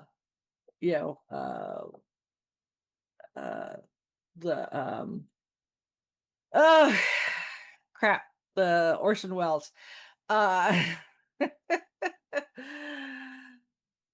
the radio broadcast of that put people in a panic. There were War of the Worlds. There we go. Thank you. It's like Orson Welles, like aliens. And then getting into radio, and then eventually television, and obviously cinema came before television. Early days of cinema, then eventually television, and then how it's just kind of the kind of broad umbrella of horror has, like, the subgenres have gained in popularity and then died off. So you have like your monster movies of early days of cinema with like your Universal monsters with the Mummy and Frankenstein's monster and Dracula with Bela Lugosi and all that fun stuff. And then you get into like the kind of what now we would consider kind of kitschy, like B monster movies of like the 50s, like The Blob and The Thing That Came from Outer Space. The 5,000-foot man, uh stuff like that. And then you get to your slasher movies of like the 70s with Halloween, Texas Chainsaw Massacre, and then you get the franchises in the 80s, and then obviously we get the resurgence in the 90s with like Scream and stuff like that. And also into television, things like The Walking Dead was part of a resurgence of people's fascination with zombies or vampires with Vampire Diaries and stuff like that. So it's quite fascinating. It's like horror is not necessarily my genre, but I think that like the psychology behind it and the history behind it is quite fascinating. And obviously when you're talking about fandoms, especially fandoms involving women, we have very specific tropes that connect the two. So it's quite, but there's actually, there's more than just the final girl. There's more than just Mary Shelley and the final girl. There's a lot more involved in there than people may realize. So this book doesn't necessarily dive into that really deeply, but he does touch upon it when is relevant. But this is definitely more of a broader overview. I mean, just trying to like encompass the history of one kind of genre in a single book is not easy. I mean, this book, the book is, I've got the hardback version, and it's 400 and something pages long, not counting the acknowledgments and the endnotes and the index and there's a lot of a number of pages in the back of his references of either books, articles, whatever for each chapter. So but he does a pretty good job of, I think, at least giving a good overview of the history of horror as a genre here in the United States. So, even if horror, like I said, even if horror is not necessarily your thing, if you are interested in like the history behind certain like genres, or if you just kind of like history, so I mean, it's definitely, if you're a fan of the history of storytelling, granted this is a very specific type of storytelling or type of stories, but still it's it's really good actually. So I wasn't entirely sure when I picked it up, but I actually ended up finding it quite interesting. So let's move on to what are we currently reading. Let's see. My main one that I'm listening to, the audiobook, is called Wild Reverence by Rebecca Ross. I loved her Divine Rivals duology. I read that one. I just was like, this author, this woman, she's got it. Whatever it is, she's got it. But yeah, her other one was Divine Rivals, Ruthless Vows. anyway, this one, where that one was more for teens, so like a YA audience, a Wild Reverence is for adults, but it also takes place in the same universe as Divine Rivals. And I can kind of see some echoes of Divine Rivals. This one, I kind of feel like Divine Rivals was sort of the warm up for this, even though it's totally different characters, but the setting, the world, the universe is kind of the same. So this one, it focuses on Matilda, who is the youngest goddess in her clan. So there's like, you got a bunch of deities. So you have like the underling realm, there's the mortal realm, and then there's the skyward realm. And I'm like in the middle of it, so I don't know the ending yet.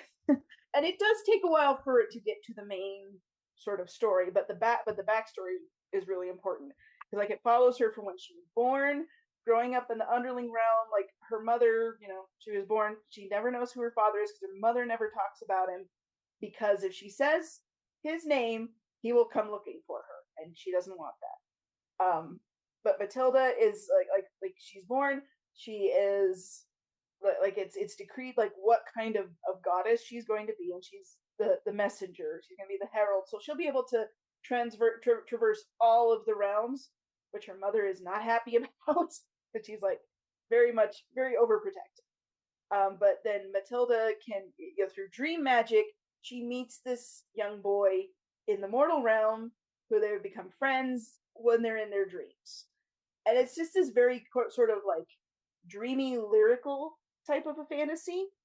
And they so you're watching these two kind of grow up, but then, stuff happens.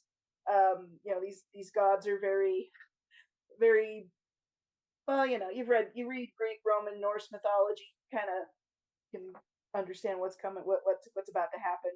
Very territorial, very prideful, and then like there's Matilda and her little friend Vincent, who are just caught up in all of the stuff.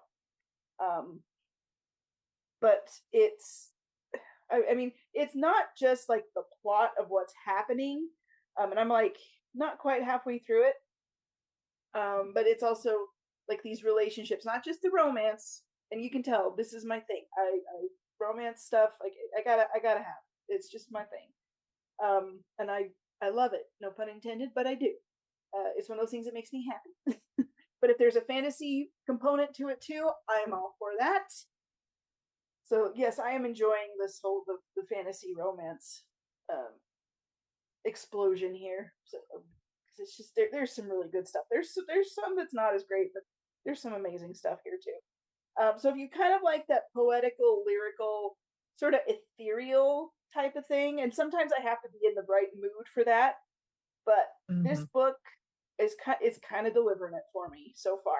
So like I said, I'm not quite halfway through it. In fact, let me look at my percentage where I am. I am like, it says I'm at 41%.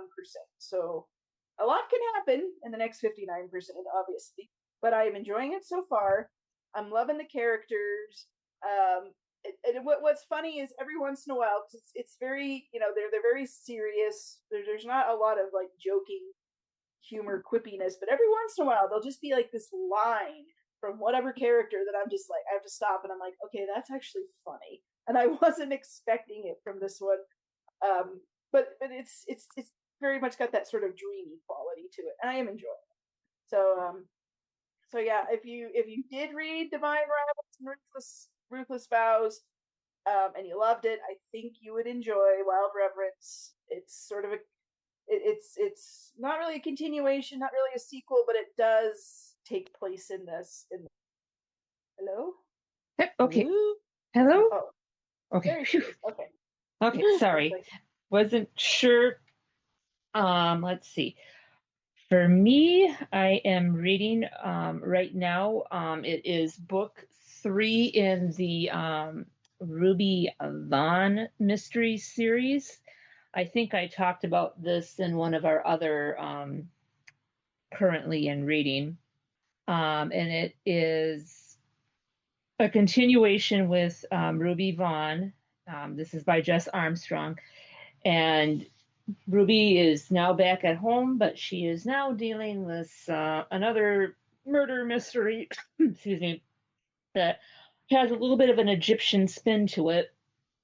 And so far, so good. I mean, mystery, mayhem, a little comedy, a little romance. I mean, it's what you come to expect out of the Ruby Vaughn mystery series startup, or this, the formulaic kind of, but still really good, enjoyable.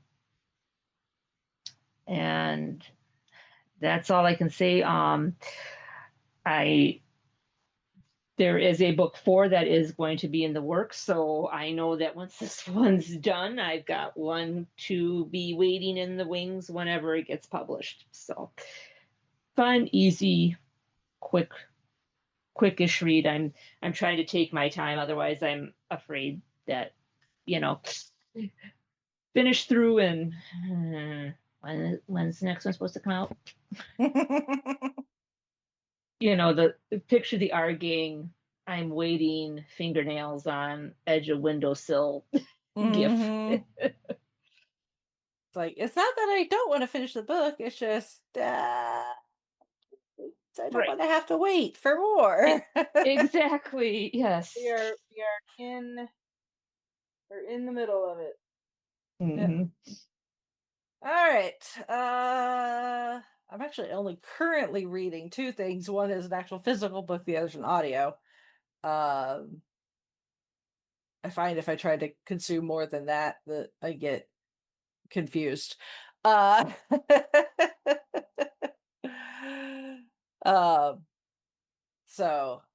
audiobook I'm currently working on is Ruthless Scientology by son David Miscavige and Me by Ron Miscavige.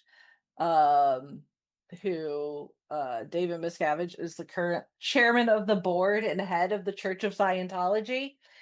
And this is written by his dad, who was in the church first.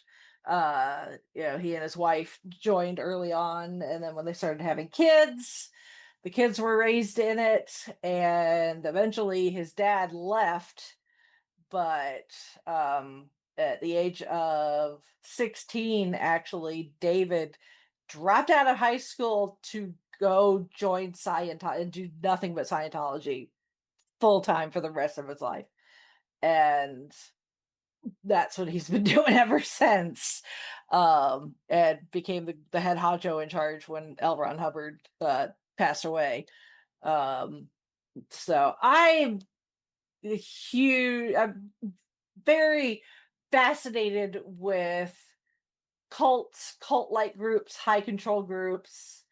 Obviously Scientology, if you're a fan of of Hollywood and celebrity, there's some well-known Scientologists out there. John Travolta's one. Tom Cruise obviously is probably the most well-known famous Scientologist. And obviously the whole thing with Danny Masterson from that 70s show. Everything that happened with him, he's now in jail for, as he should be. But he is a member of the Church of Scientology. So I just find it absolutely fascinating, this organization that calls themselves a church, yet they have these very unique, I mean, every religious organization has their own ways of doing things. They got traditions and rituals and stuff, but there's something about the Scientology that's just, it's kind of like a train wreck. You just kind of gotta look, and I watched the documentary that Leah Remini did years ago, Going Clear, about her leaving and everything that goes on behind the scenes, and people that have left since then and their stories. No, I just kind of find it very fascinating considering how much it has ties into things like Hollywood, where, stuff that we consume as fans, of film and television and stuff, that it's got its fingers in it potentially, depending on what it is. And, the fact that Battlefield Earth is on our short list of really bad movies. It's not a coincidence. But I also find it fascinating because it's like you hear the stories of people that were involved when L. Ron Hubbard was alive, and how he was as a leader compared to Miscavige now, and it's like something happened when David Miscavige was young, and even his dad is all like, I'm not entirely sure what went wrong per se. Don't look at me, hopefully. Yeah, because it's like they've got 3 other kids. David is one of 4 kids, and the other kids are like don't have personalities like he does, where he's extremely, if you want to believe the people that have left, whether it's Ron himself or other people that have been in the organization, not necessarily celebrities, but just other people who have been in the organization, have left since then, but worked with David or had direct contact with him. Like, he is an awful human being. Like, he is abusive and just like a tyrant, and he's just like, not the kind of person that like, doesn't matter what kind of work you're in, he just sounds like a really bad boss. It's just not somebody you'd want to work for. And it's like, how did he, because his dad is like super sweet and just like,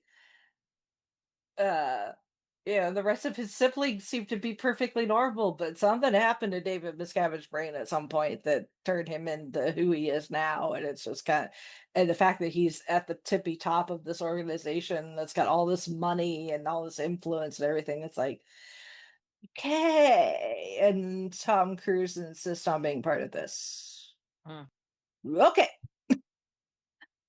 So, anyway, again, maybe not necessarily, a book for every, the average person, but I find I love stories, not just of like cults and stuff, but like white collar crime, like Ponzi schemes, and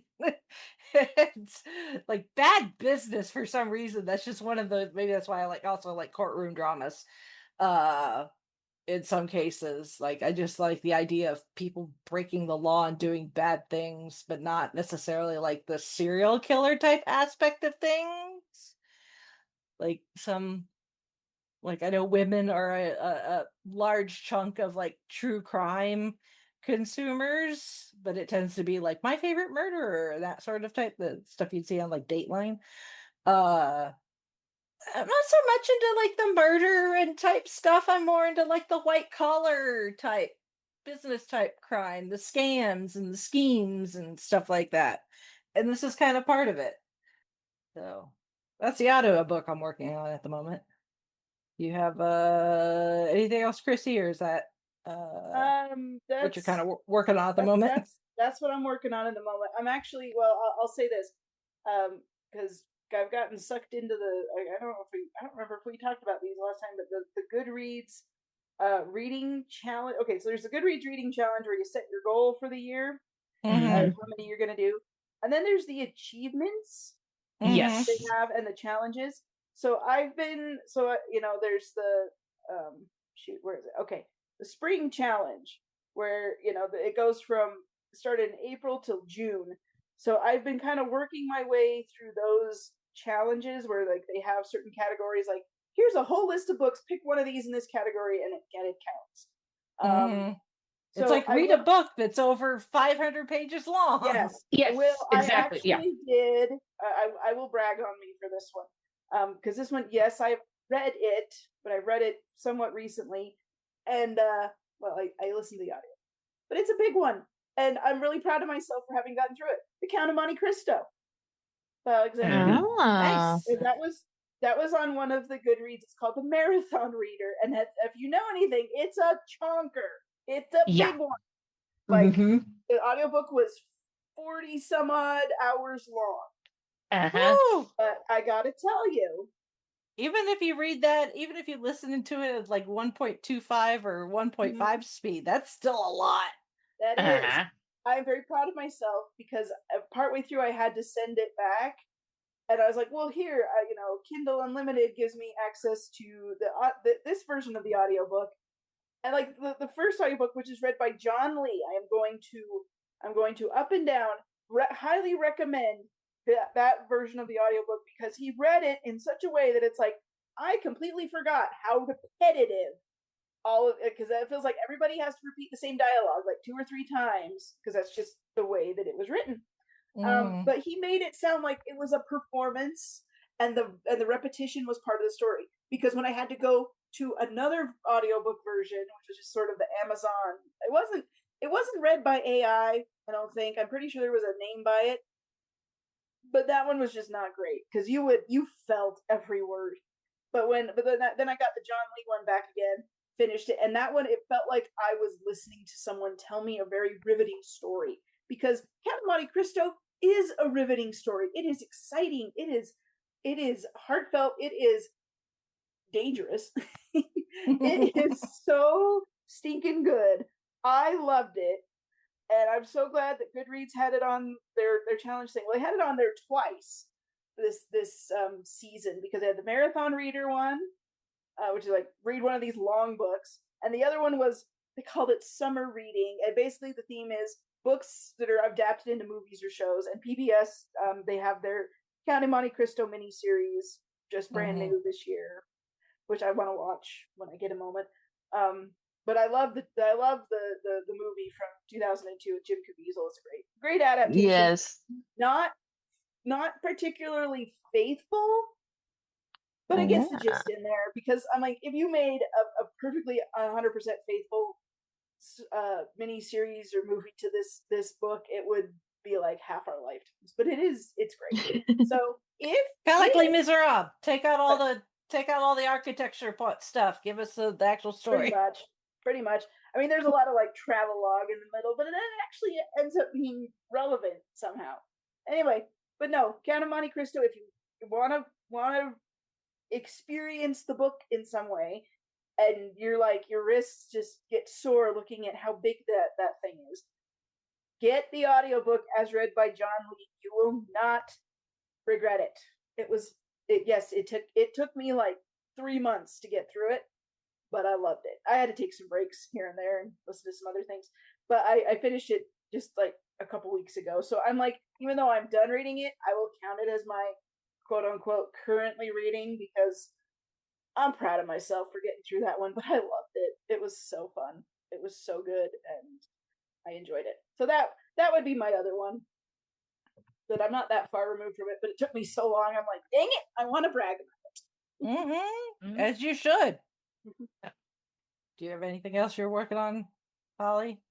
I'm working on, let's see, hold on, it's not in the show notes. I thought I had it. Just a second. Let me check my app real quick here.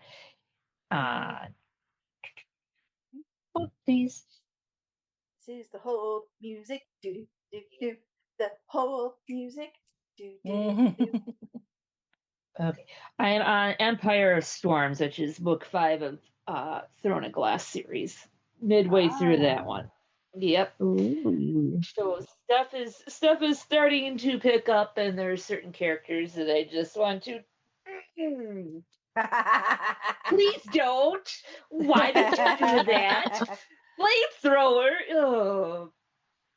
I'm prepping myself because I know the announcement because I think it's this series that's got the next 2, or unless it's the Court of Thorn and Roses. I can't remember, but I know that those series there's a way that they're connected. So they're thick but fun reads. Yeah. So at least with the Devil in Oxford and then the Empire, they're different genres, and I always make sure to stop at the end of a chapter before switching if I need a break. Yeah, I hear that. Let's see, and then the actual physical book that I am currently reading is Expect Great Things: How the Catherine Gibbs School Revolutionized the American Workplace for Women by Kanda Kraft. So is about this woman named Catherine Gibbs who finds herself widowed with small children in a time period where even if her husband had bothered to make a will,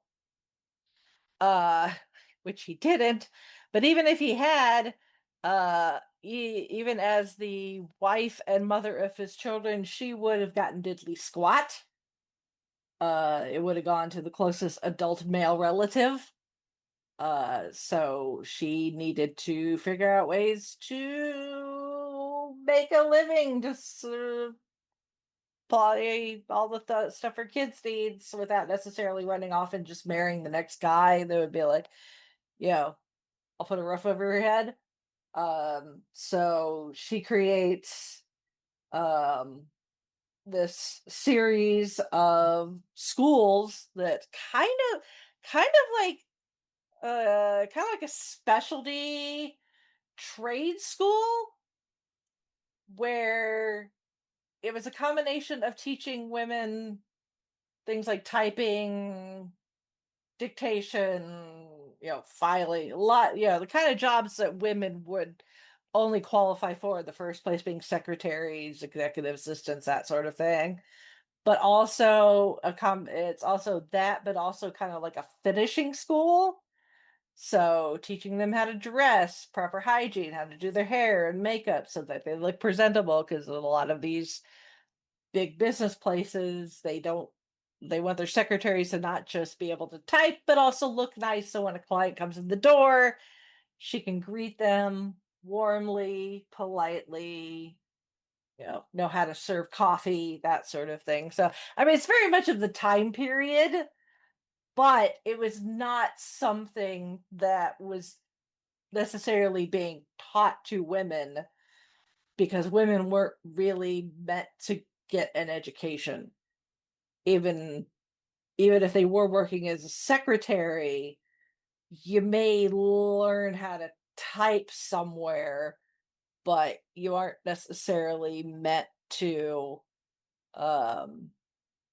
women didn't go to medical school or law school or become engineers. Every now and then you would.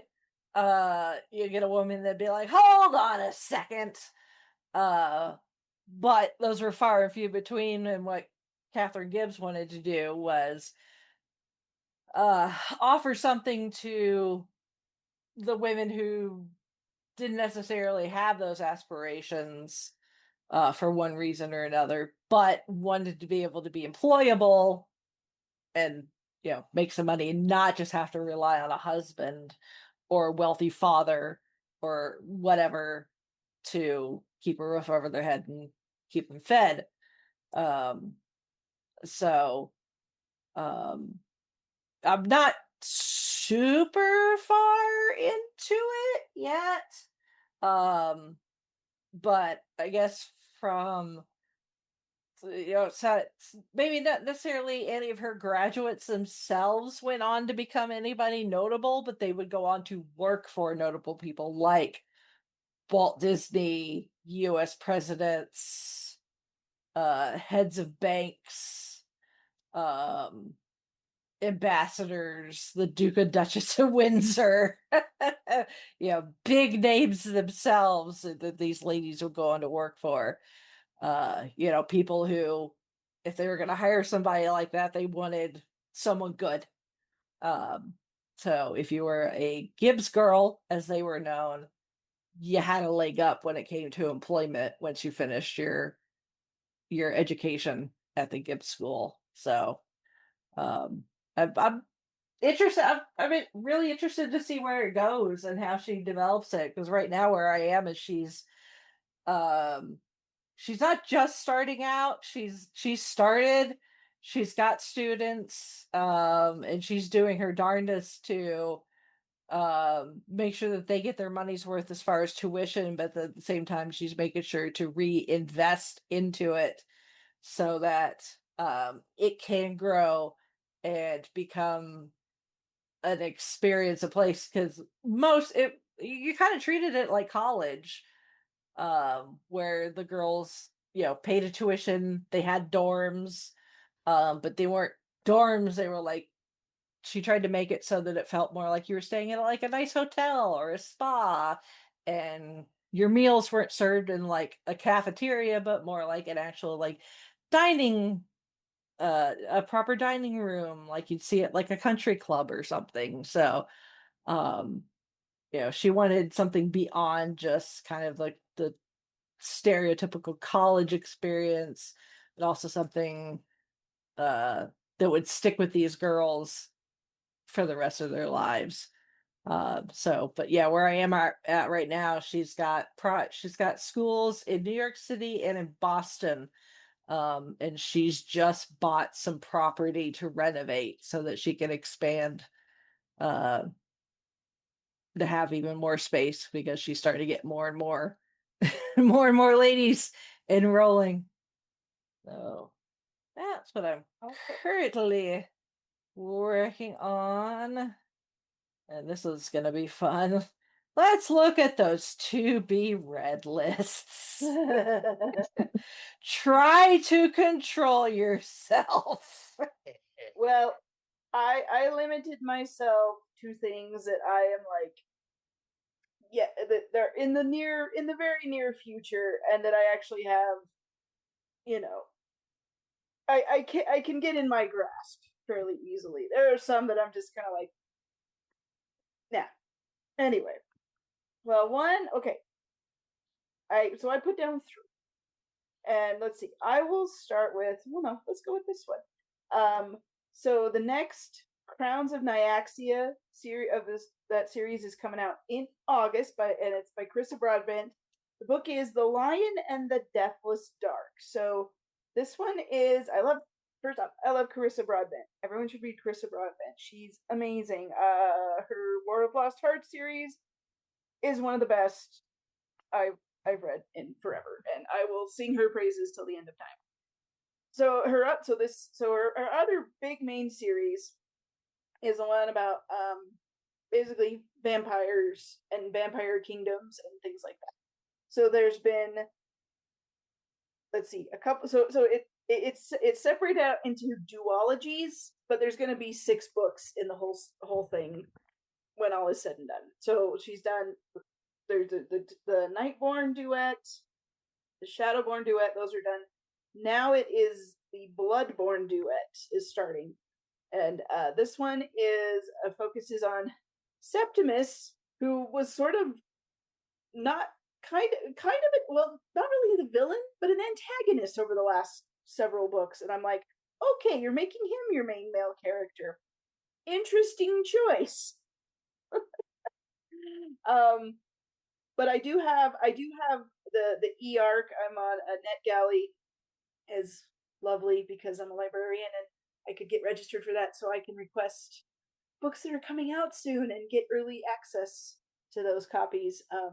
So I have that waiting in the wings for Lion and the Deathless Dark, which I'm going to read. I'm very excited about. I'm just very intrigued on how are you going to make this work? And not that I don't think you can. I just want to see how it is done. But from what I've been able to gather so far, it is a lot darker than her other two, or the books that have come up so far, which, if you know anything about this series, it gets pretty dang dark, but in a very satisfying way. But I'm enjoying it. It's great. The series. I've also read the two.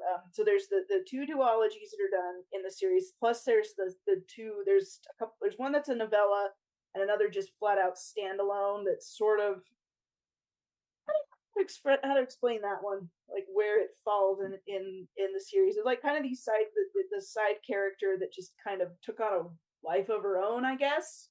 And she wrote the whole book, and it was like, oh, okay, well, here we go. But she has said that one, the Slaying the Vampire Conqueror, that one is actually going to come into play with Lion and the Deathless Dark. So I'm looking forward to that. So that one, it's going to be out in August, which I will procure my own copy because I have copies of the rest of the series. But I've got the e-arc on my Kindle. Just need to get time to read it. So yes, there's one of my TBRs. We can just skip. If you could see our liner notes, this is like, don't ask. insert gif of Supernatural with Crowley and the list that just keeps going.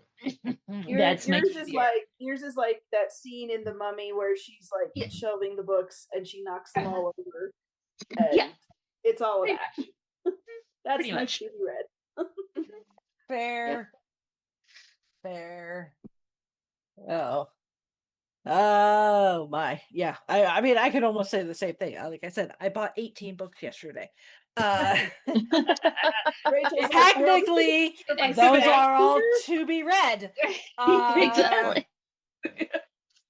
Well, then should I just talk about my other two that I listed?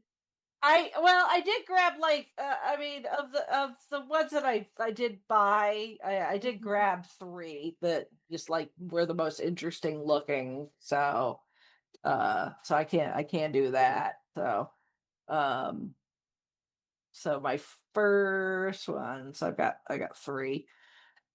One is it's titled Cult of the Dead Cow, how the original hacking supergroup might just save the world. So Cult of the Dead Cow, if you're on the internet, you probably heard of Anonymous. They're a well-known hacking group. This group, Cult of the Dead Cow, actually predates Anonymous. They are kind of the original hacktivists, as it were. So this is a book about the story of the group and what, how they got started, what they did and why it made a difference, and what they're doing now in this age of almost everybody being online almost 24/7, and the risks you take by being online, because there's some very nefarious, unscrupulous people out there on the internet, and it's groups like this, Anonymous. There's a handful out there that are trying to fight the good fight against all the bad people out there on the interwebs, trying to steal your information, your identity, your money, among other things. Again, that whole idea of scams and kind of white collar, in this case cybercrime, very much my my speed. So that's one. Basically, if it's too good to be true, it is. Pretty much. Oh yes. Mm-hmm. All right. So we go from that to I'm gonna gush over like the prettiest book I've ever seen. Ooh. The Sun and the Star Maker by Rachel Griffith. And I just have to take a moment to appreciate the trend of making books pretty and making like all the like the sprayed edges, the gorgeous covers, the end papers, all the like you take the jacket off and the art underneath it. I'm just like, these are gorgeous. I'm like, this is how we save physical media. Make it pretty. Please continue. Anyway, Sun and the Star Maker. I saw it at Target. Yes, I think I saw it at Target, and I'm like, I don't even care what this book is about. I want to own it. Well, I mean, I read the blurb. I read that and kind of looked at it.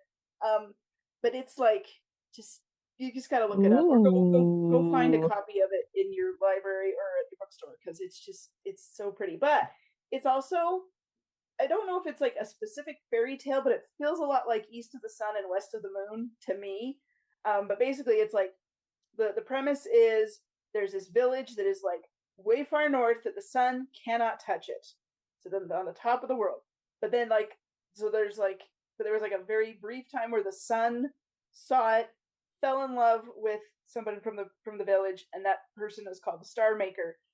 And so it's like this whole big fairy tale fantasy sort of retelling, and then like years later, who's the next Star Maker, and like what their life looks like, and like someone from the village, so it's this whole big sort of epic romance sort of thing. It's also it's a YA, so it's for teens, but hey, they're getting really pretty books too. So I've got that one. I'm going to read it because it's just I read like the first few chapters just to kind of like get an idea of like, okay, I'm gonna buy this book because it's gorgeous, but I also want to know what it's about. And I'm like, okay, I think I'll enjoy this. So yeah, so I've got that one on 2BR. And then my last TBR, I'll just go ahead and throw it out there. So you've heard me talk about The Bridge Kingdom by Danielle L. Jensen. Love that series. Love her. She's got a new series. I think this one's going to be a duology. It's called The Sundering Duology. Yes, it's duology. The first book is called Defy the Dusk. This one's sci-fi. It's kind of like she's described it as like Mad Max and is it Snowpiercer, the one with the train where they like go?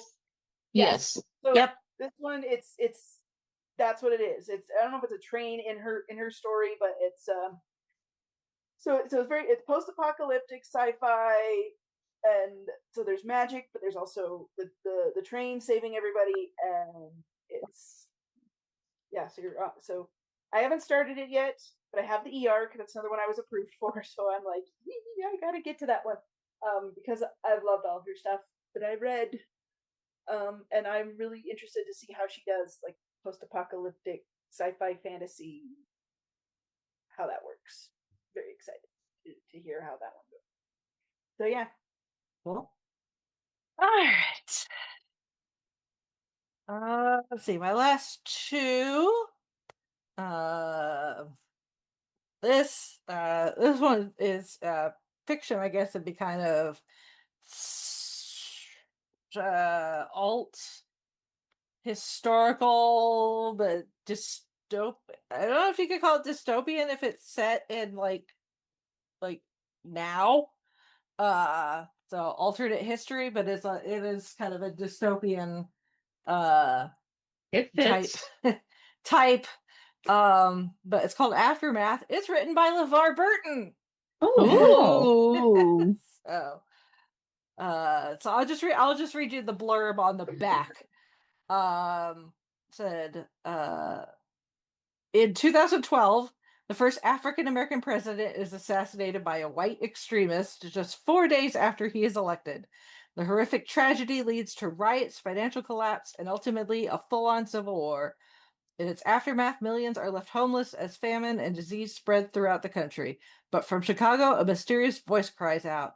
To Leon Crane, a former NASA scientist now struggling to survive on the streets, the pleas he hears remind him of the wife he could not save and offer him a chance at redemption. To Jacob Firecloud, a revered Lakota medicine man, the voice is a sign that the white buffalo woman has returned to unite all the races in peace and prosperity. And to little Amy Laud, the cries are those of her mother, who disappeared during the devastating St. Louis earthquake and who must still be alive. These three strangers will be drawn together to rescue someone they have never met, a woman who holds the key to a new future for humanity, one remarkably brimming with hope. So, yeah, I was like, ooh, LeVar. It's like, sounds I good. mean, I'm sold.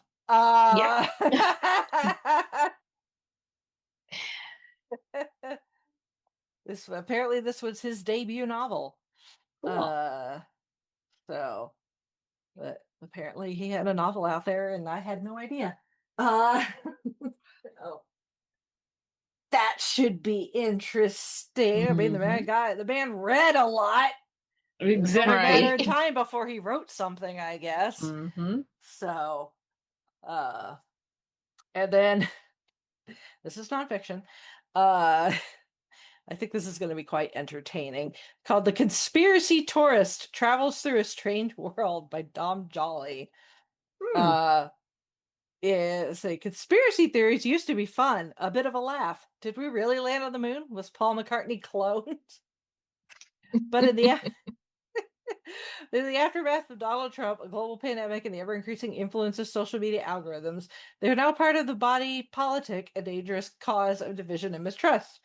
In The Conspiracy Tourist, Dom Jolly tries to find out why people are so drawn to conspiracy theories. His travels see him meeting fellow followers of QAnon, hunting for UFOs in Roswell, chasing Alex Jones of InfoWars around Austin, trying to prove that Finland exists, and taking a flat earther to the edge of the world. What if those he assumed to be crazed loonies actually have a point? What if we are the sheeple and they've been right all along? Join Dom on his travels and make up your own mind. That does sound interesting.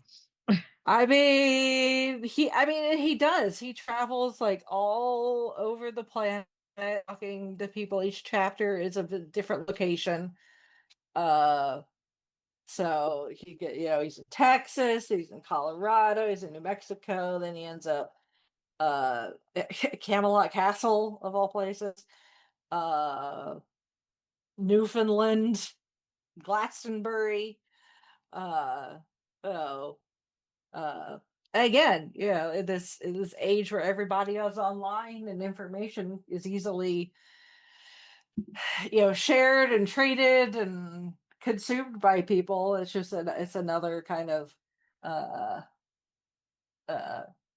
of look at where we are now as far as the information that we take in and what's believable and what's not. I mean, things like UFOs and aliens and like cryptids and stuff, a lot of that I'm very open-minded about. So I mean, I'm very at least interested to see, even now, there's a culture of people that, believe in aliens and Bigfoot. And I mean, I went and visited the home of Mothman a couple of years ago. So yeah. I got a friend that's working on a mini documentary about Bigfoot. An actual documentary, not Chauncey's student film that we talked about several years ago. Oh yeah. Actual Bigfoot.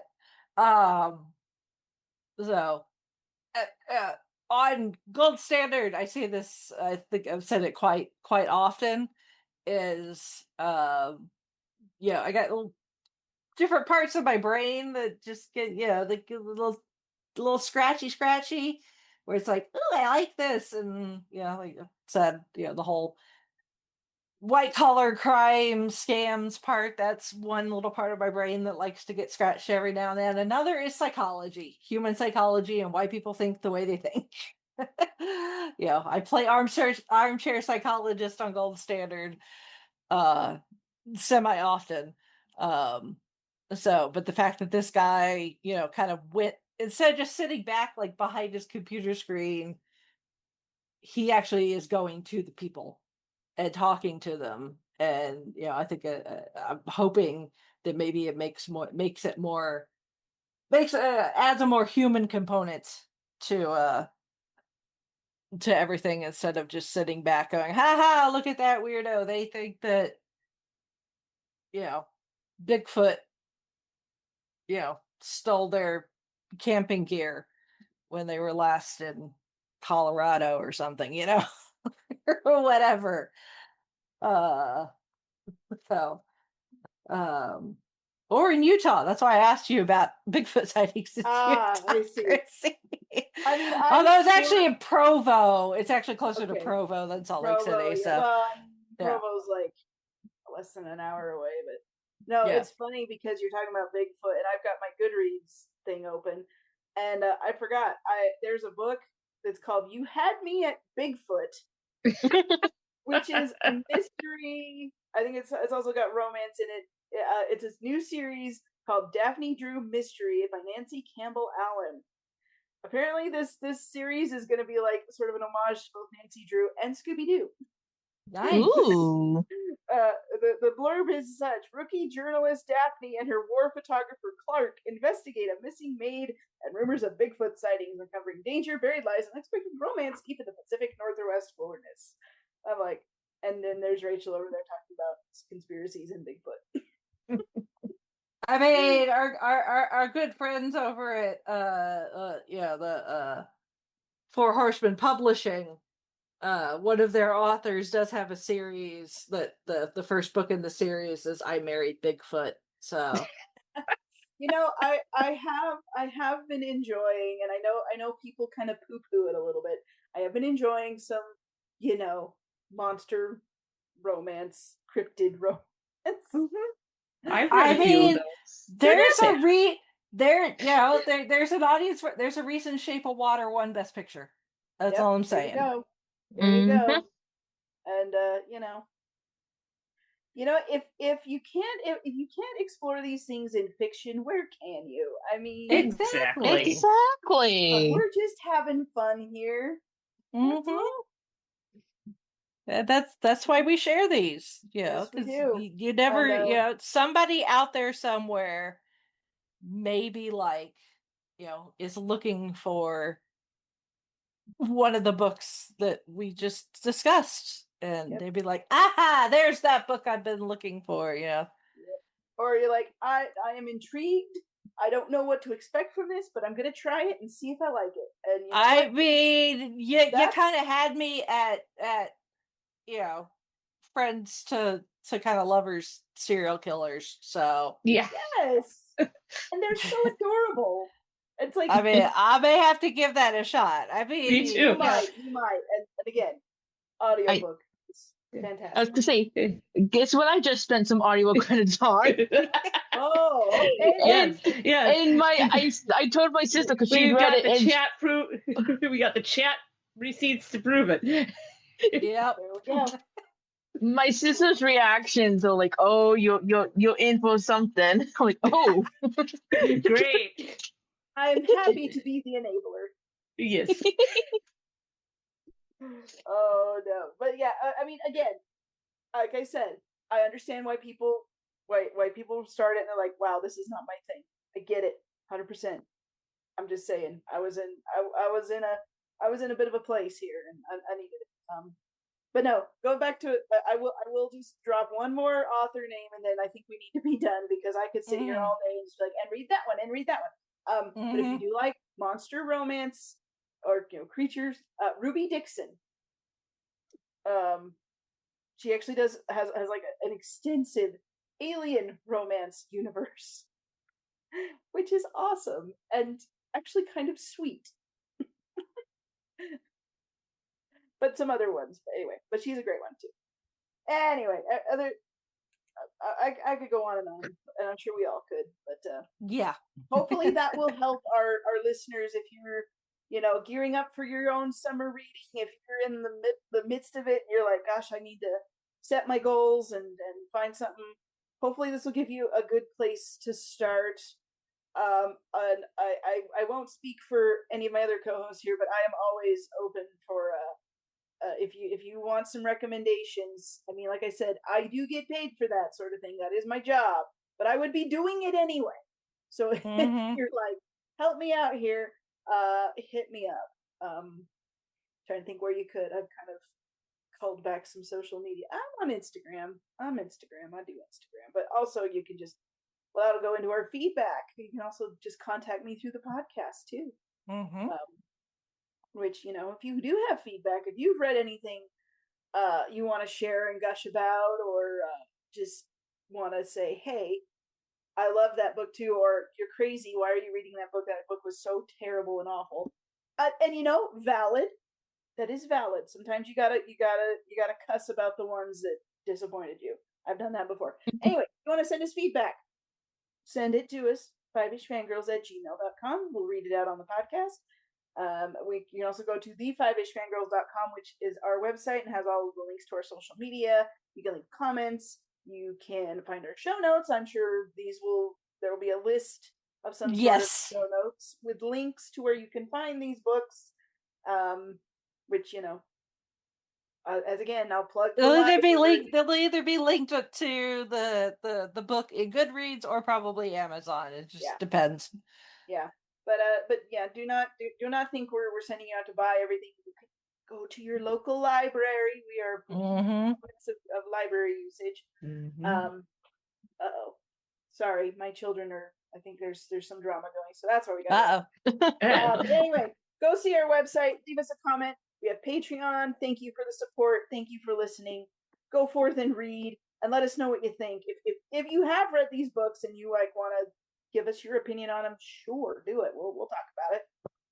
That's awesome. But anyway, but thank you for listening, and thank you for being our audience. Take care, my friends. Yes.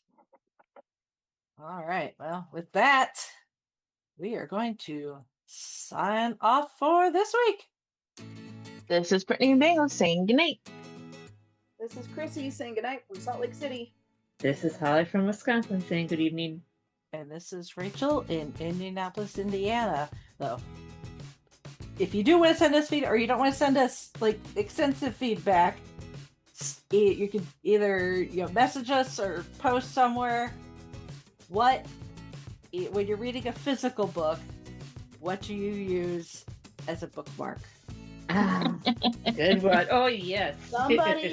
Somebody returned a bookmark or a book to my library using an unopened thing of jerky, like those beef sticks. Excuse me? Yep, and as a bookmark.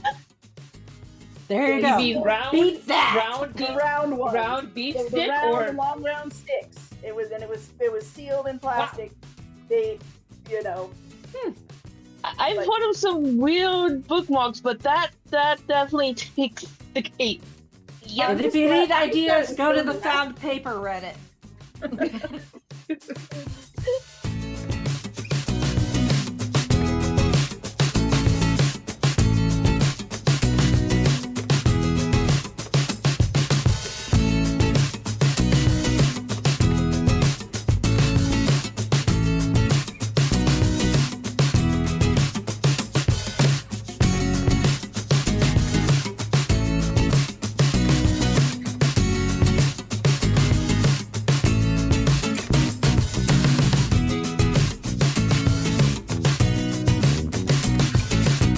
Thank you, our Fiveish fam, for joining us on this week's geeky journey. If you enjoyed the show, don't forget to subscribe, rate, and review. Stay connected with us on our website, thefivishfangirls.com, and follow us on most social media with @FivishFangirls. Plus, check out our nonprofit, Fangirls Give Back, to see how we're making a positive impact in our community. Until next time, stay nerdy and let the squee continue.